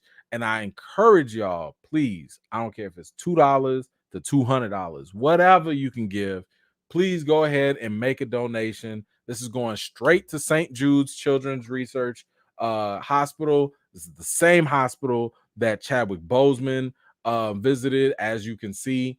Man, I even had somebody, like one of the moms, I believe, send me a video of and I'll see if I can find it and play it, but it was a video of Chadwick. I believe one of her kids were a patient of St. Jude's, and she got to meet him and stuff. So this really means a lot. Like, you're really helping actual people with these donations, because if I'm not mistaken, St. Jude, if your kid has cancer, like, they don't send you a bill. They don't send you like, they're not harassing you. Like they feed you like while you're there with your kid. Like they give you a place to stay. Like they do a lot, and as a parent, I don't even want to think about what it would be like if one of my kids got sick. Like I don't know how. I couldn't emotionally handle it. I could not. So the least we could do, I think, to put a little bit of respect and honor, I think, on Chadwick's legacy, to honor this man, is to continue his work. And this was part of it. Part of his work was going in, helping these kids, giving them a little bit of encouragement. Some of these kids were the same ones that when he went to go see, encouraged him to go and work to give you Black Panther. And this is while he's fighting cancer at the same time. So at the very least, let's do something to like make a statement, you know what I'm saying, and like put that out there. So make that go viral, use that hashtag, share the link. It's gonna be in the description. I think the mod squad already got y'all on there. But yeah, I definitely appreciate that. And we're gonna push this some more later on as we get closer to the movie as well. But thank you so much for that. Appreciate you. I think we are about. Oh wait, we got Tati. It's triggering for me. All I know is that I want T'Challa back. I want my T'Challa back. My fave was Iron Man until I knew T'Challa. I really hope they recast sometime. Tati, I feel you 110%. I would say watch the movie and make up your own mind. Maybe what they do in this movie works for you, maybe it doesn't. But I'm still hopeful for a lot of things. I have to. Like I'm not in the position to just give up. Listen, if I could stick it through with Fast and the Furious, if I could stick it through with all them Saw movies, I think I could stick it through with Marvel, even though they have not been very good with certain characters. But anyway. All right, y'all. That is all I have for today. I want to thank y'all so much for taking the time to just have a talk with me. I want to thank y'all in advance for anybody donating to the Wakanda Forever Challenge. Shout out to anybody that's coming to my watch party. Stay tuned. I will be emailing you the passes and everything, but feel free. If you're on that list, if you submitted that Google form, you're all good to go. So yes, you should be all set. Hold on, Rhonda, what you got? Flying in at 8:30. Where that good chicken though? Staying at the Magnificent Mile. I'm gonna be hungry. Okay, look. Magnificent Mile. Okay, so you downtown. See, that's why you spending all that money. You spending all that money because you right downtown. You should, man. Listen, you in the thick of things. Okay. That good chicken though. You will want, I think there's a Harold on 167th and Cicero. That is going to be right next to the that's going to be right next to the theater. So if you go there early enough, you should get the Harold's on 167th and Cicero. It's like right across the street from the theater of the watch party. Do not get chicken from downtown. I told y'all before, you're not going to get Harold's. You're going to get Karen's. Don't do that. Don't do it. You're going to do the only thing I'd say you could go eat downtown, check out Lou Malnati's. That's Lou, Lou Malnati's. You go check out that thin crust pizza. Okay, listen, I'm already putting you on the Chicago game. I know a lot of times people be like, man, go get that deep dish pizza. I guess you could try it if you want to at Giordano's, but let me tell you a secret. Chicagoans don't eat that stuff. We don't eat that. We eat the thin crust pizza. So you go to Illuminati's, okay, get the thin crust pizza, and that should hold you over while you downtown. But when you come down south, when you come to the theater, right across the street, you're going to see Harold's Chicken. You get that. You go wait for them to make your stuff fresh, straight in the pan, straight out the fryer. You get that, okay? And you'll be all right. Anywho, get that with the mild sauce and the lemon pepper. You be Matter of fact, it's a late night. I'm hungry. I'm hungry now. Talking about steak and shrimp pasta and stuff. Anywho, but yes. Anyway, thank y'all so much. I'm dallying right now. I don't know next time we're going live. I think next time we're going live is next Friday. Ain't no more shows to talk about. Oh, by the way, shout out to Rings of Power. My goodness. Oh, I was asleep on Rings of Power and they brought me back. Oh, that finale. That finale was so worth it. Oh, I was like, man, y'all almost lost me for a bit, but man, y'all brought it home. So shout out to Rings of Power. Ooh, that listen, that show right there, winner, chicken dinner. Damn, now I'm hungry even more. All right, that's all I got for today, y'all. Thank y'all so much. Be on the lookout for my Nate Moore interview. Definitely going to be something interesting there for you guys to think about. Yeah, that's all I got. I appreciate y'all. Wash your hands, wash your butts. Make sure you have a fantastic weekend. Enjoy yourselves, and I will see y'all next week. Peace.